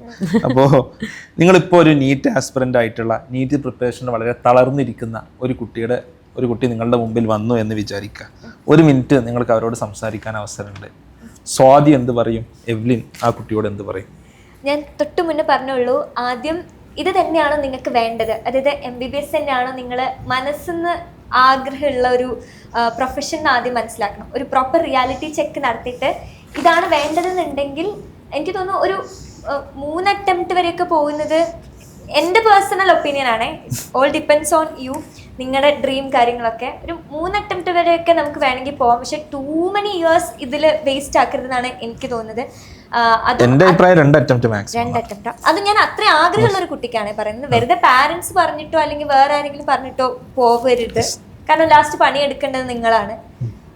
പിന്നെ അത്ര ആഗ്രഹം ഉണ്ടെങ്കിൽ ഒരു പ്രോപ്പർ സ്ട്രാറ്റജി കണ്ടുപിടിച്ച് ആ രീതിക്ക് ഇപ്പോൾ ഓരോരുത്തരുടെയും ഒരു വേ ഓഫ് ലേണിംഗ് ഉണ്ട്. നിങ്ങളുടെ ഒരു ബെസ്റ്റ് വേയിൽ നിങ്ങൾക്ക് എങ്ങനെ ലേൺ ചെയ്യാം എന്നുള്ള രീതിക്ക് കണ്ടെത്തി പ്രോപ്പറായിട്ട് പഠിക്കുക. കുറേ മോക്ക് ടെസ്റ്റ് ഒക്കെ എഴുതുക, ടെസ്റ്റ് പേപ്പർ അനാലിസിസ് ഒക്കെ ചെയ്യുക. എനിക്കൊന്ന് നീറ്റിന് മുമ്പ് നീറ്റ് ബന്ധപ്പെട്ട കാര്യങ്ങൾ സ്വാതി ചേച്ചി പറഞ്ഞു എന്ന്. കാരണം നിങ്ങൾക്ക് ഉറപ്പാണ് ഇതാണ് എനിക്ക് വേണ്ടതെങ്കിൽ മുന്നിലേക്ക് തന്നെ പോവുക. പ്രിപ്പറേഷൻ കറക്റ്റായിട്ട് ചെയ്യുക, കൺസിസ്റ്റൻ്റ് ആയിട്ട് ഇരിക്കുക. ഒരിക്കലും മെൻ്റൽ ഹെൽത്തിനെ സാക്രിഫൈസ് ചെയ്യരുത്. അത് ഭയങ്കര ഇമ്പോർട്ടൻ്റ് ആണ്. ഹെൽത്തും ഈ ഉറക്കമില്ലാതെ ഇരുന്ന് പഠിക്കരുത്. ഉറങ്ങുക, ഭക്ഷണം കഴിക്കുക, പേരൻസിനോട് സംസാരിക്കുക കിട്ടുന്ന സമയത്ത്. ഇതൊക്കെ ചെയ്ത് കഴിഞ്ഞാൽ ഒരു വൃത്തിയായിട്ട് നിങ്ങൾക്ക് പോകാൻ പറ്റും. പിന്നെ നീറ്റ് ക്ലിയർ ചെയ്ത് കഴിഞ്ഞാൽ എല്ലാം ശരിയായെന്ന് വിചാരിക്കരുത്. അതും കൂടെ മനസ്സിലാക്കിയിട്ട് വേണം നിങ്ങളിതെടുക്കാൻ. ഒരു സ്ട്രോങ് ആയിട്ട് ഇപ്പം നിങ്ങൾ വീക്കാന്ന് വിചാരിച്ച് നിങ്ങൾക്ക് ചെയ്യാൻ പറ്റില്ല എന്നല്ല, പക്ഷെ നിങ്ങളെ തന്നെ ഒരു ടോട്ടൽ പേഴ്സണാലിറ്റി ഡെവലപ്മെൻറ്റും ചെയ്യാൻ പറ്റും MBBS എടുത്താൽ. അപ്പൊ അതൊക്കെ അറിഞ്ഞിട്ട് വേണം ചെയ്യാൻ. അപ്പോൾ വളരെ പ്രാക്ടിക്കൽ ആയിട്ടുള്ള ഒരുപാട് അഡ്വൈസുകൾ നമുക്ക് സ്വാതിയും എവ്ലിനും നൽകിയിട്ടുണ്ട്. അവർ എന്തുകൊണ്ട് MBBS എടുത്തു എന്നുള്ളതും, അതേപോലെ അവിടുത്തെ ഒരു ആക്ച്വൽ ലൈഫ് എന്താണ് എന്നുള്ളതും, അവരുടെ ഒരു യൂണിവേഴ്സിറ്റി എന്താണ്, എക്സാംസ് എന്താണ്, അക്കാഡമിക്സ് എങ്ങനെയാണ്, സോഷ്യൽ ലൈഫ് എങ്ങനെയാണ്, നമുക്ക് എന്ത് കണ്ടിട്ട് വേണം നമ്മൾ ഇത്തരം ഒരു ഫീൽഡിലോട്ട് വരാൻ, എന്ത് കണ്ടിട്ട് നമ്മൾ വരരുത് എന്നുള്ള തുടങ്ങിയിട്ടുള്ള കാര്യങ്ങളൊക്കെ വളരെ നല്ല രീതിയിൽ എന്ത് ചെയ്തിട്ടുണ്ട്, എക്സ്പ്ലെയിൻ ചെയ്തിട്ടുണ്ട്. എന്തായാലും ഫ്യൂച്ചറിൽ ഏറ്റവും അടിപൊളിയായിട്ടുള്ള നല്ല ഡോക്ടേഴ്സായി മാറാൻ നിങ്ങൾക്ക് രണ്ടാൾക്കും സാധിക്കും, നിങ്ങൾക്ക് സാധിക്കട്ടെ എന്ന് ആശംസിച്ചുകൊണ്ട് തീർച്ചയായിട്ടും നിങ്ങൾക്ക് ചോദിക്കാനുള്ള കാര്യങ്ങൾ നിങ്ങൾക്ക് കമൻറ്റിൽ ചോദിക്കാം. And let's end this discussion here. Thanks for watching. Thank you so much.